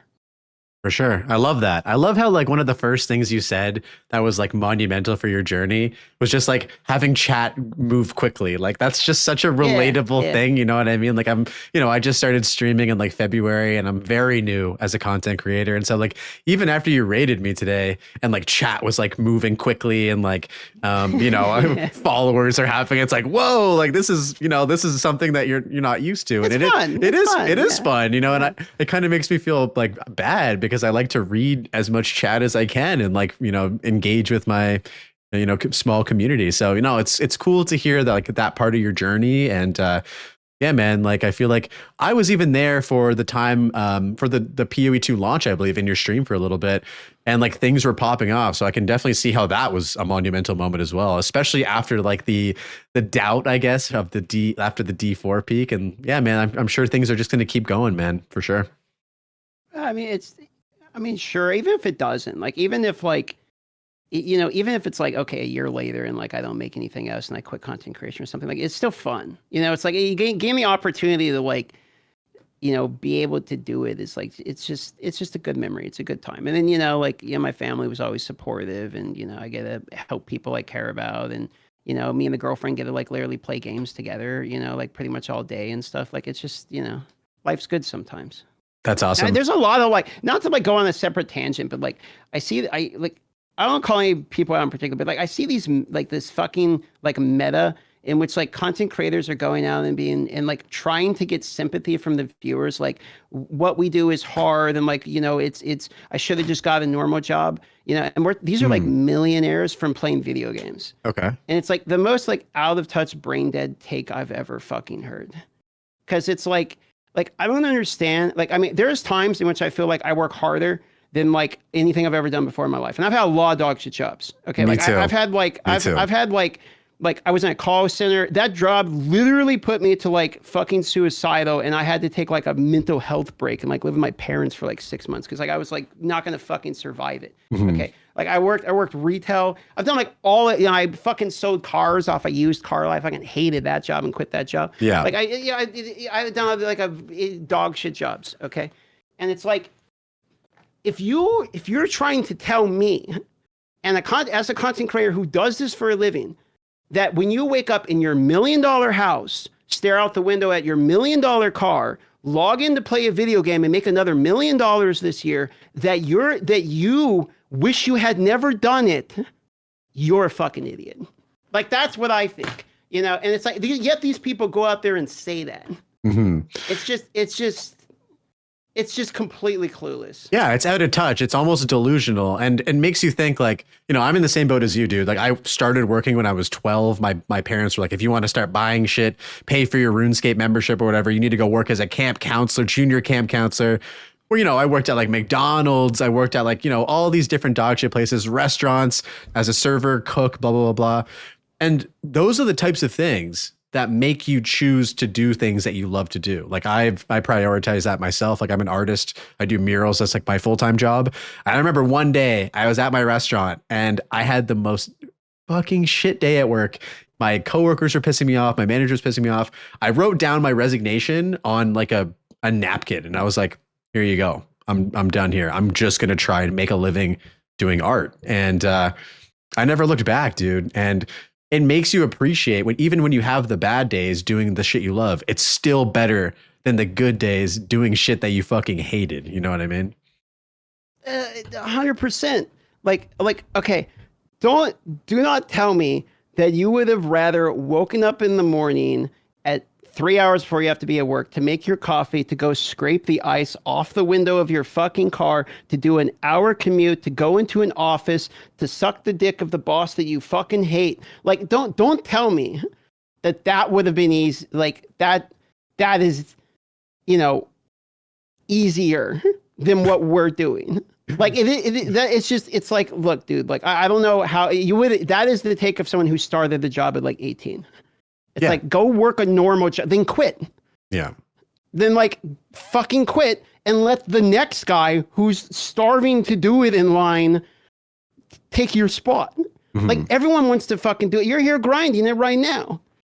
Reaching out to people, trying to get like let these guys do it then. Like you're gonna whine about it. It's unbelievably out of touch in my opinion. Anyway, it's side thing. No, that's a great point, man. And I feel like for me, it's always sort of helped align in my own choices where like the guiding star, like the North Star is like, do I love this? Like if the answer is yes, then I can do this and I can.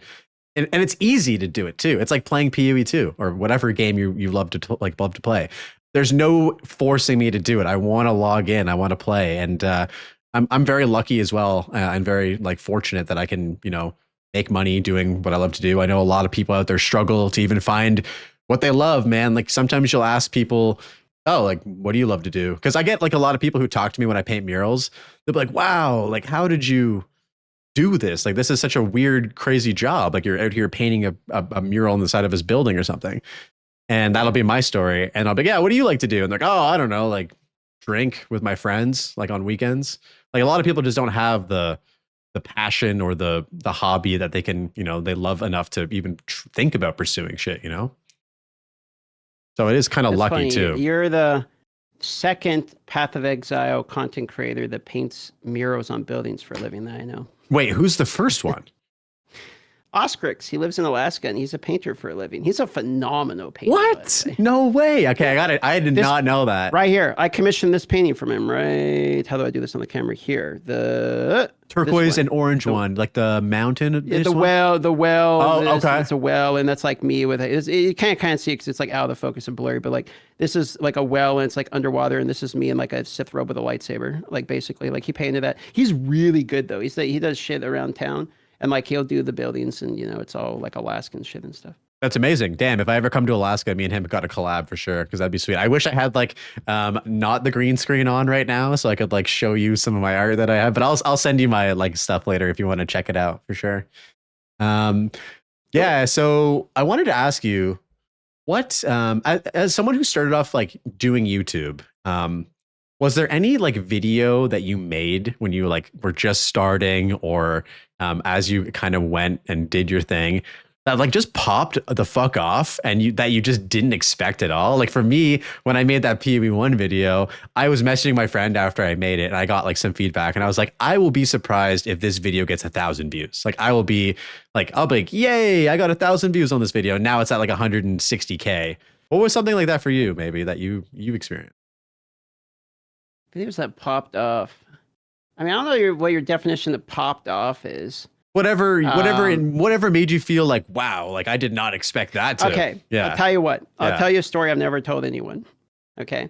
And it's actually some real OG lore about the very first YouTube videos I've made that like people don't know about because it's deleted.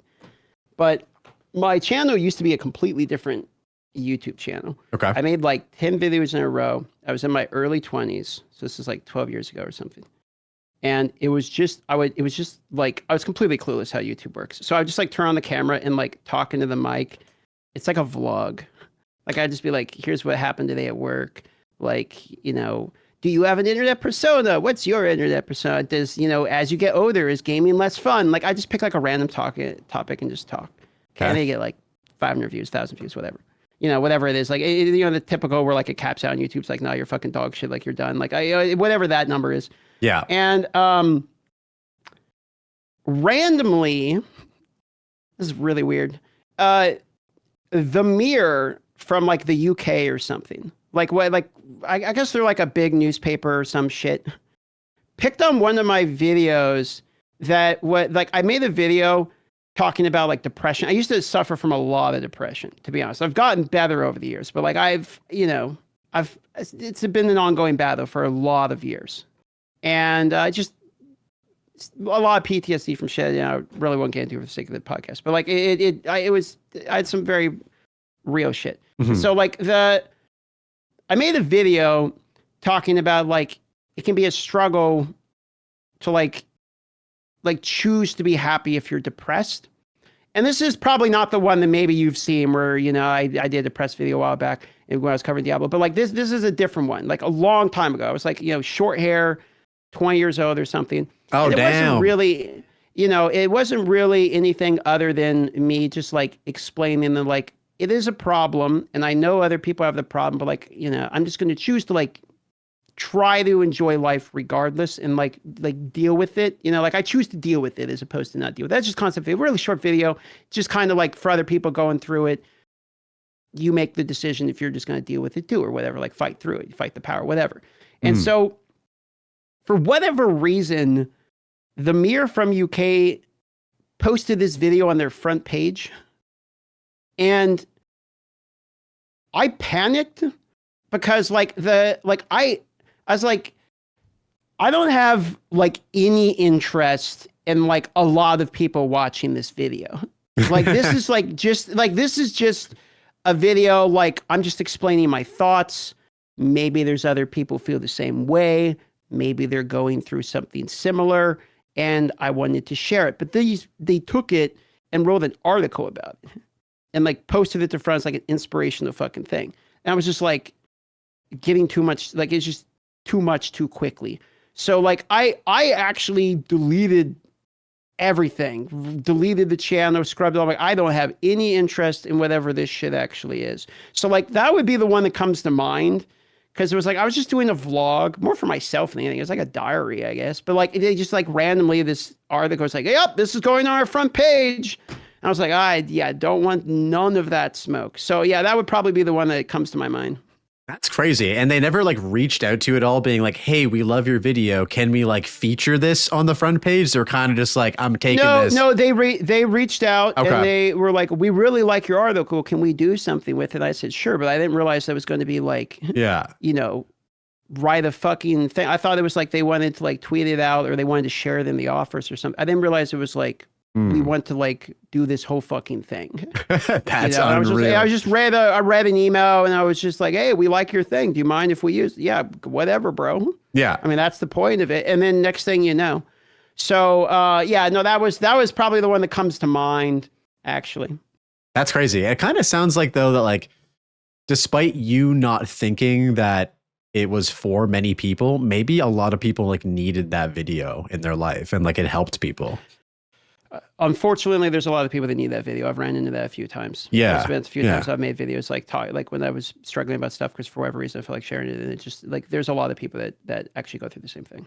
Yeah. So I think like, you know, trying to put myself in that place. It's like, if you find that and it's like, you know, helping you for whatever reason, like, I don't know, maybe it did even more good than you thought it was going to, which is kind of dope actually.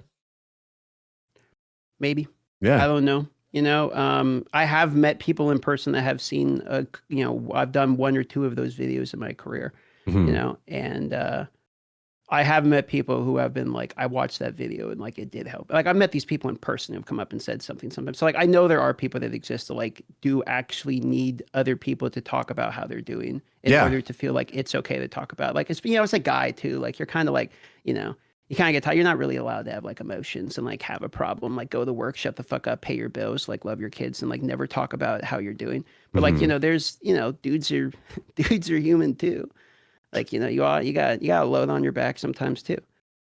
Yeah, definitely. And like, it's actually really like cool of you to like use YouTube as sort of a way to just like get it out there. Like, I don't know if you know, it's always nice and like, you know, super lucky and blessed to have your own support system. Sometimes people don't have that. So it's like, you know, you find your support system in different places. And it kind of sounds like maybe you ended up finding even a new part of like your support system through like your channel or whatever you're using. No, I actually learned the opposite. Like I've learned through the times that it's not the correct platform for that. I know there's some people that can do it educationally and help, but it's definitely not the correct platform for that. Like more times than not, it causes more issues. Like you can do it only out of like, you know, trying to help. Any videos I've ever made that were talking about this stuff have never had ads in them. Yeah. I've never made $1 off any of those videos or anything. And it's only ever caused more problems. Like I had people like harassing my parents because they know that like I was going through a rough time and they thought they could like make me go through a worse time by harassing my parents. Oh like, my you God. know what I mean? Like people are crazy. Yeah. No, like the people are insane. Yeah. So like, you only ever like cause problems. So like, it's just not like, if there are people that, you know, they're struggling, help them directly or like talk about it within your own community. So like, there's other ways to like help people. Like, I mean, this chair, like I'm wearing one of the chair, this was, unfortunately my contact got let go for this, but like, this is my old roommate had MS. And so every year I would do something with the MS Society and like we'd raise money for the MS. Like, you know, that's why you see a lot of content creators doing charity and stuff. Like, you know, they find that you can't really ever know someone too much that's like a viewer. Like you can't really have like a one-on-one relationship much. So you have to use your platform if you want to help in other ways. And normally that's through like charity activities and stuff. And I see a lot of content creators avoid doing that because, you know, very often you'll see people say stuff like, oh, it's a scam or it's a tax write-off or whatever. And so, you know, you just avoid it because you don't want to deal with whatever the fuck the psycho people are doing, even though like that's not how taxes work or anything. So, you know, if you actually do care, like you do something that way. And a lot of people are a lot better at it than I am. Like I should probably do more with my platform, to be honest. Well, I'm learning a heck of a lot about how to navigate all this. Definitely in the future, sounds like something to be considering, and I hope that maybe one day I can actually like give back in some sort of way. That would be super cool. Speaking of things that are actually good for the mental health, I wanted to ask you sort of one of our final closing questions about music. So I see that you have a piano in the Yeah. background, and I'm not gonna lie, every time I come into your stream, which is probably more frequently than I want to admit, but you have some sort of like banger video game OST going on, like whether it's Kerning City happening, Age of Mythology, like whatever it is, I'm a fan of it, and it makes me happy to hear those beats over some PoE 2. So I just wanted to ask you, like, what are some of your like favorite? This is a hard question. Favorite video game soundtracks of all time? Okay. Well, I have Sea Shanty 2 and the RuneScape OST on Golden Vinyl. I mean, like, Nice. Got to shout them out. Super Metroid's one of the best OSTs of all time. Age of Empires 2, Homeworld's good, like ambiance. FTL is really good. Valheim is great. Yes. I mean, of course, we talked about Camille Arabian. The PoE 1D2 music's fantastic. Minecraft actually has an underrated soundtrack. There's the classics like Donkey Kong Country from the Super Nintendo has a great OST, and there's Aquatic Ambience, such a banger, bro. Oh my goodness. Sure. So like those are notable ones. Killer Instinct has fantastic OST. McGordon's a banger on that, which brings up Doom. Like there's a significant amount of video game music which just goes fucking hard. Mega Man X is another one. So like that. Even Descent, like, was pretty good. Command and Conquer, okay, Hell's March, like the video game music. Yeah, I would say it's a bit of passion of mine. I think video game music is like actually just some of the best music because it has to both fit a vibe that you're trying to convey, which that is kind of what music is, yep, as well as not be so overwhelming to take you out of the focus you're in. And so like video game music itself, I think by design has to be phenomenal. Like it has to be good enough to be noticed, but not good enough to be overwhelming. It has to be good enough that it doesn't take away from the boss fight, but it makes the boss fight memorable. Like it's an intensely difficult job to accomplish. It's like no one really notices a well done soundtrack while you're in the game, but that same well done soundtrack you will remember 15 years later. So like the soundtracks a lot of times out survive the game itself. And so, I think that, I love music. I've made music. I have a lot of respect for the artists that make music. And I don't really know what else to say about it, but yeah, I'm a huge fan. That's amazing, dude. Yeah, I totally hear you on that. Like Diablo 2's soundtrack is something that I never like took into consideration that I liked when I was a kid when I played it. It was just like, complementing the gameplay, the dark ambiance and stuff like that. But then going back and listening to it as an adult, I still have my CD-ROM with the Diablo 2 soundtrack on it from back in the day. Like it's just amazing, dude. Like it's just incredible music. And, the same can be said for all of the games you listen. Like I think World of Warcraft also, like classic WoW has such a really good soundtrack too. Like, you spawn in to Elwyn Forest and like the music of just vibing out in Elwyn Forest just like kind of brings you back into like that kind of peaceful, just like chill vibes. Me and the lady, we play a lot of games together as well. We play Stardew Valley a lot. And we just saw, yeah, it's awesome. And we just saw this the symphony version of the soundtrack. Like they have this thing called the Symphony of Seasons, where like it's an orchestra that travels around and like plays the soundtrack that like Eric Baroni, the guy who made the game, made by himself. And it's just like I'm not gonna lie, I like kind of cried a little bit when I sat down and heard like orchestras are like powerful, bro. Like when you hear an orchestra of your favorite soundtrack. And one of my bucket lists is going to South Korea and hearing the Maple Story Orchestra, because that's something that like I was gonna say I have a link for you if you like symphony, because I listened to the Maple Story Symphony like probably 2 or 3 times like a week on stream. Yes, dude, send me that. Like I want to go to Korea so bad, and I think that that's like I don't know if they're still doing the Maple Story Symphony, but if they are, like buy tickets well in advance because that would be like so fucking amazing, dude. So yeah, glad we can vibe on that for sure. Yeah, do you make music as well? Are you? I am not a musically gifted person at all. So like when I was a kid, my parents made me play piano. I did not like playing piano. I felt like I was very like forced to do it. I was always a visual person. So I was always drawing. Like ever since I could remember, I had, pen, paper, sketchbook, markers, and I was always doing shit. My parents actually just gave me a wall in my like basement when I was a kid to just draw on, like, and paint and shit like that. So that like kind of programmed me to do what I'm doing now, like subconsciously, where I was always drawn to like painting on walls and shit. But with music, like I had a guitar when I was growing up too, because I thought I loved listening to music. Billy Talent was like one of my favorite bands, like growing up as a kid. Yeah. Fallen leaves on the ground. Yeah, exactly. Like edgy teenager type shit. Dude, To the River Below is like actually a banger though. To the River Below. Yes, dude. From the Inferno. Yeah, no, yeah. Like, I've been listening a lot to Billy Talent. They're great. Yeah, Billy Talent, when Billy Talent 2 came out and like Midnight Mass dropped, it was just like, sick. But every time I like picked up the guitar, I just wanted to play video games or draw. Like that was like the two things that kind of took me away from that. I never liked practicing. And, it kind of circles back to what I was talking about before. It was not something that I ever loved to do. I never loved to play music. I even bought Fruity Loops as a gift for myself one Christmas because I just love like hip hop and I love beats and I love beat making. I like lo-fi and shit like that. And I was like, yo, I'm going to like teach myself how to make beats. Like I have no music knowledge. I have no music background. And I ended up just like following a bunch of tutorials and stuff like that. And I was like, man, like I just don't love this. Like I just don't love it. I'm just an appreciator of music. I'm not a musical artist at all. And I think I'm okay with that. No, I think you have the difficult job of having to be a visual artist. Like I cannot draw to save my life. So like that's an impressive skill set to me. I feel like it is just practice though. Like, yes, there are people who just are able to pick up a pencil and just draw you perfectly sitting there. And maybe they never practiced as a kid, but like you kind of think about it, like, what have I been doing my whole life? There are only so many things that I've been doing my whole life. You know what I mean? Like for both of us, it's been playing video games. So we're obviously very adept gamers, but if you've been playing music for your whole life too, like I'm sure you know your way around it, the keyboard, you know what I'm saying?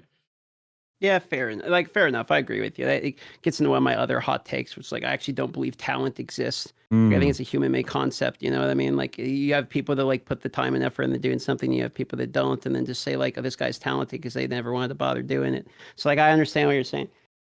That is a tricky one because for me, I'm like, I know that people are just like, here's the thing. I don't know if this is the definition of talent, but there's just people that are more adept more quickly than other people. Like you can be really shit at something for a long time and eventually become masterful at it.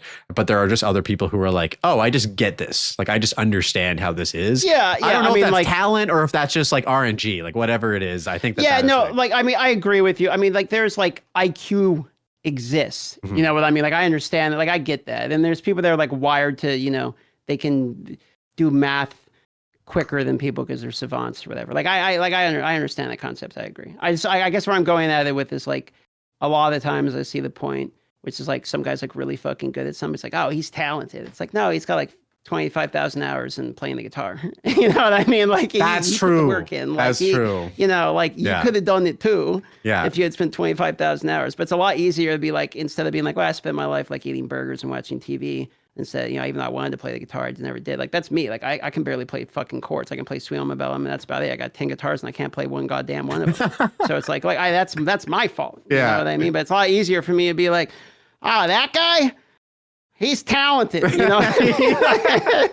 That's a lot easier. I couldn't say that. Oh, dude, you hit the nail on the head. It almost feels like it's like a backhanded compliment now that we talk about it. It's like it is. I hear that really sometimes when I'm painting, and you're like, "Oh, you're so talented" and stuff like that. And like, at the time, someone's saying something nice to you. You say thank you very much. I appreciate that. But then you kind of like in your head, you're like, you're not really acknowledging that I've like spent a long time like developing this, like. You know what I mean? But I don't know. At the end of the day, it's cool that people say nice things to me about art. So I'll take it. Yeah. All right. Just as a final question, we've gotten deep in this podcast. We're going to go a little bit deeper here. So I like to ask this to everybody. It's a bit of a tricky one, but I know you got this.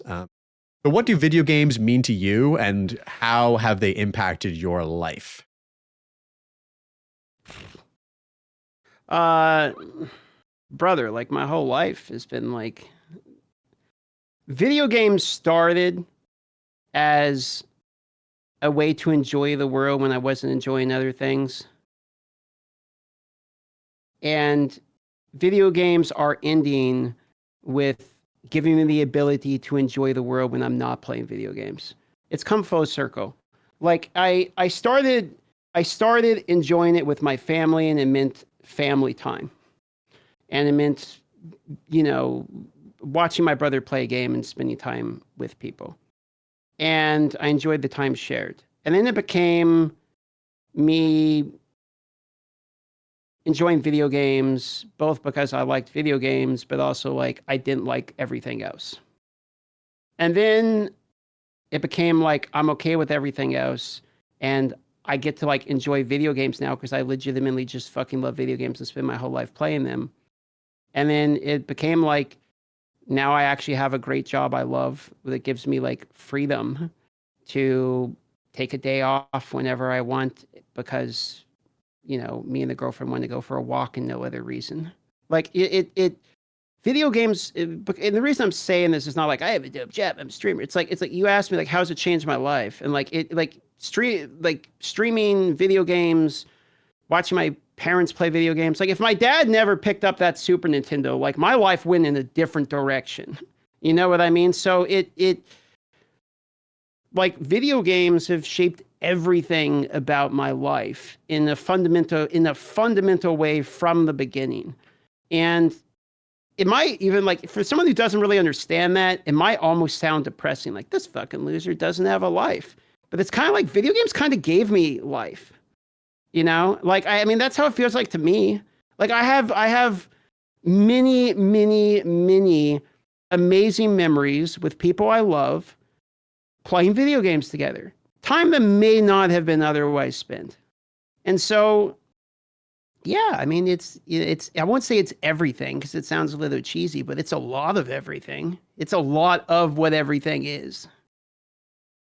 Dude, I feel that so hard, man. Like it's crazy because it's something that has such a weird stigma. I think it's going away still, but like, there are people out here who are thinking like, oh, you play video games as a 30x-year-old man, like you're wasting your fucking time.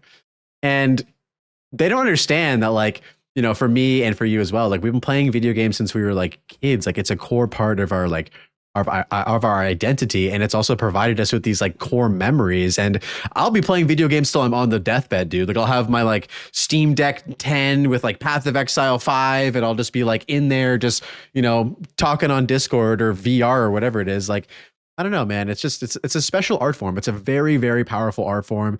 It combines for me all of the things that I love. Like I love music, I love visual art, I love the entertainment aspect, the sometimes escapism aspect too, the communication aspect. Like we would have never chatted if it wasn't for video games. So it's just a special fucking art form, man, for sure. A lot of times people think video gamers are unsocial, but I find people that play games to be the most social people I've ever met. Like you don't play, okay, you want to know something? When you're bonding rabbits, if you, I'm going somewhere with this. When you're bonding rabbits and you like want them, they're not getting along. What you do is you take rabbits and you put them in a cage and you shake the cage. And rabbits bond through trauma by proximity. Video games kind of can do the same thing. Like I've had moments where there are other people that maybe are struggling, but we both like video games. Mm.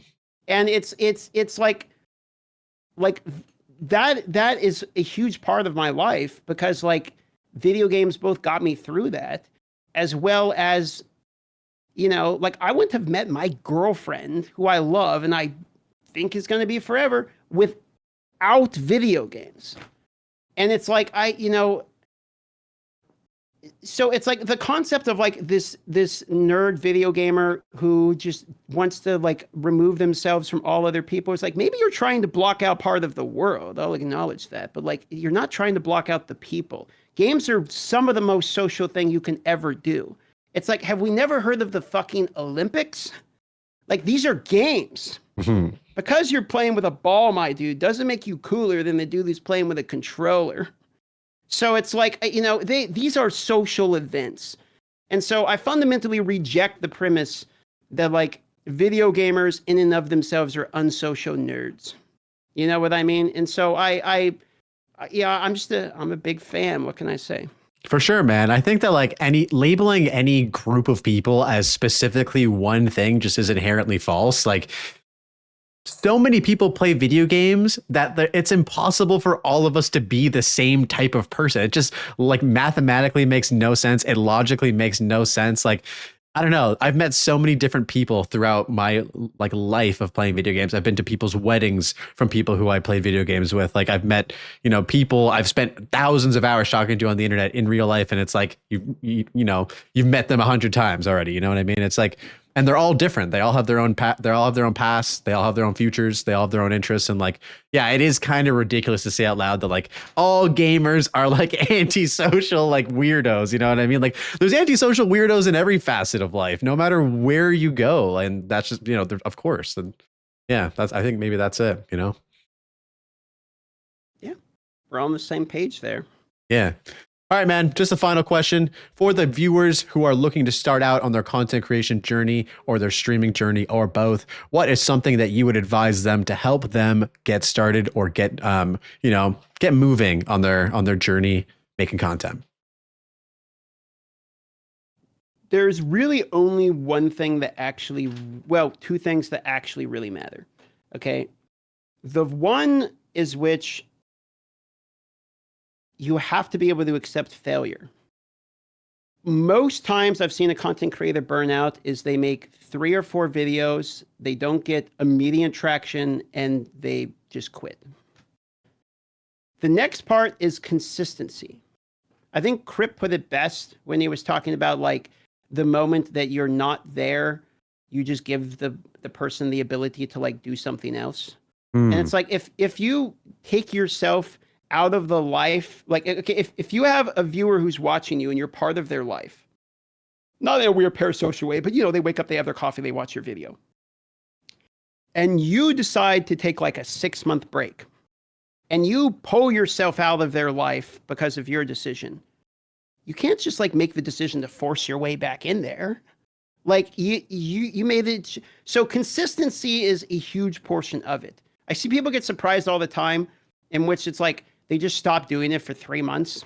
Yeah. And then they're just like, I'm back, everyone. Like, it's like, no one cares. Like you left for 3 months. So it's like, you have to be consistent. And you have to be able to accept failure, and you have to be able to look at what makes it not work and try to figure out how to make it work.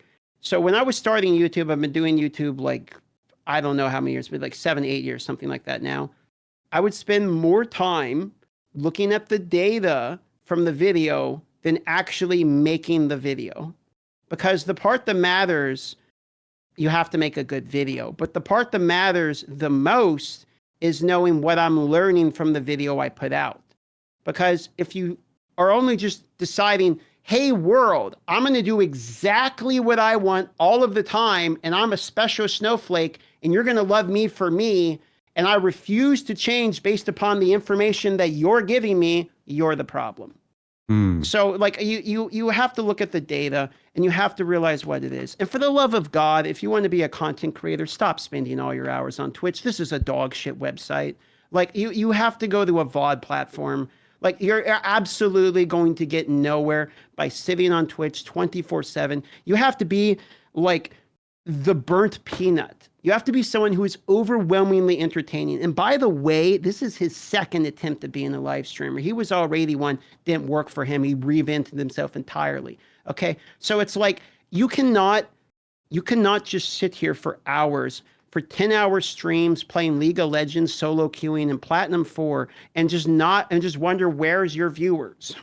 Like, you have to go and actually build an audience somehow by providing some kind of value to somebody somewhere. And it's probably not by providing value by just being one of the 5,000 Twitch streamers in any given category, playing the game you want to play at the hours that you want to play it, doing it the way you want. All right? Find a market. Find people that need information somewhere that isn't covered. Okay? And offer that. Or at least cut the bullshit out of the video and be the guy who's doing the shorter videos. Rax does his summary stuff. People love it because he just cuts through. Here's the thing. Boom, there's the summary. Watch it. You don't have to watch the thing. Boom, that works for him. I started in D4. My videos were like 5 minutes long. I had no intro. Tip number 1, here it is. Tip number 2, whatever. Find something that makes it where people actually feel like you're doing something to provide them value. Because the hard fact of it is, when you're a content creator, you have no value at the start because they have everyone else on the planet to choose. Your value comes from the content you are creating. Later on, maybe you get some respect on your name. Maybe someone actually is like, you know what, I kind of respect Ghazi or something, right? Like, I respect his take on minions. I'll go to him because he's the minion guy. But when you're starting, you don't got nothing. The only thing you have is the ability to save somebody their time. So do that. Or like find a niche in which you're providing some kind of value somewhere. All right? Build off that. Build your brand. Figure out what your brand is. Maybe it's entertainment. I don't know. Maybe it's information. Maybe it's saving people time. Maybe you're the guy who came up like Oscrix with the dinosaur RF build. Maybe you're that guy. Okay, then work with what you get. If you want to expand off that, so be it. But you have to start somewhere. And you can't expect it to just randomly be handed to you because you're spending 10 hours a day on this dog shit live stream platform that's a kingmaker platform, and it all snowballs to the top, and it gets easier the bigger you are is the truth of it. Okay? So, like, you can't do that. You have to go somewhere else. Then when you provide some value to somebody, be like, hey, are you interested in watching me live? Maybe now you like me. Okay? Because they didn't know they liked you until you put out something and they're like, you know, I kind of like this guy. Then maybe they like you. But until that moment happens, they don't give a fuck about you. So you have to do something for them. That's my take on it. Damn, man. I feel like I just absorbed so much like based wisdom over this podcast, and I'm trying to like process it all. But dude, this is a seriously awesome answer. I asked this question to basically everybody, and it's really cool to kind of just hear, like, you know, at every stage of the content creation journey, everybody kind of has their own sort of different opinion about what the, you know, advice they would give. Consistency, though, is something that kind of remains consistent actually throughout a lot of the answers that I hear from people. And so I'm actually trying to like incorporate that into my own content.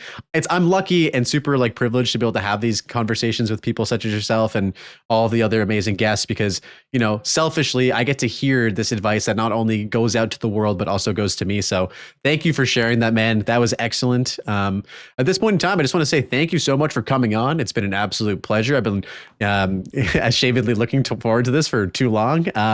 Just shout yourself out, man. For those of you who live under a rock, I guess, where can we find you and what are you working on?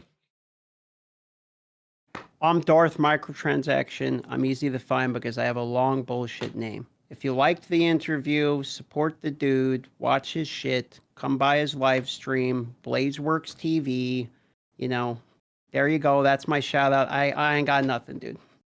I'm another dude playing another game. Well, much love to you, my friend. Thank you again. It's been a pleasure. You are awesome. Thank you guys for listening. If you are listening on the live streams, I appreciate you chilling. If you're watching the VOD on YouTube, I appreciate that as well. And we will catch you guys in the next one. Peace. All right, everybody. That wraps it up for this episode of the Passive Tree Podcast. If you enjoyed the video, I would appreciate a like and subscribe for more PoE2 content. I have a bunch more episodes of the podcast lined up with some really great guests, so keep your eyes peeled for that. If you're interested in supporting the podcast and the channel, consider supporting through Patreon. There's a link in the video description. A special shout out to Kevin F. for supporting this channel. I appreciate you. Thank you. And until next time, happy blasting, and I'll see you in the next one. Peace.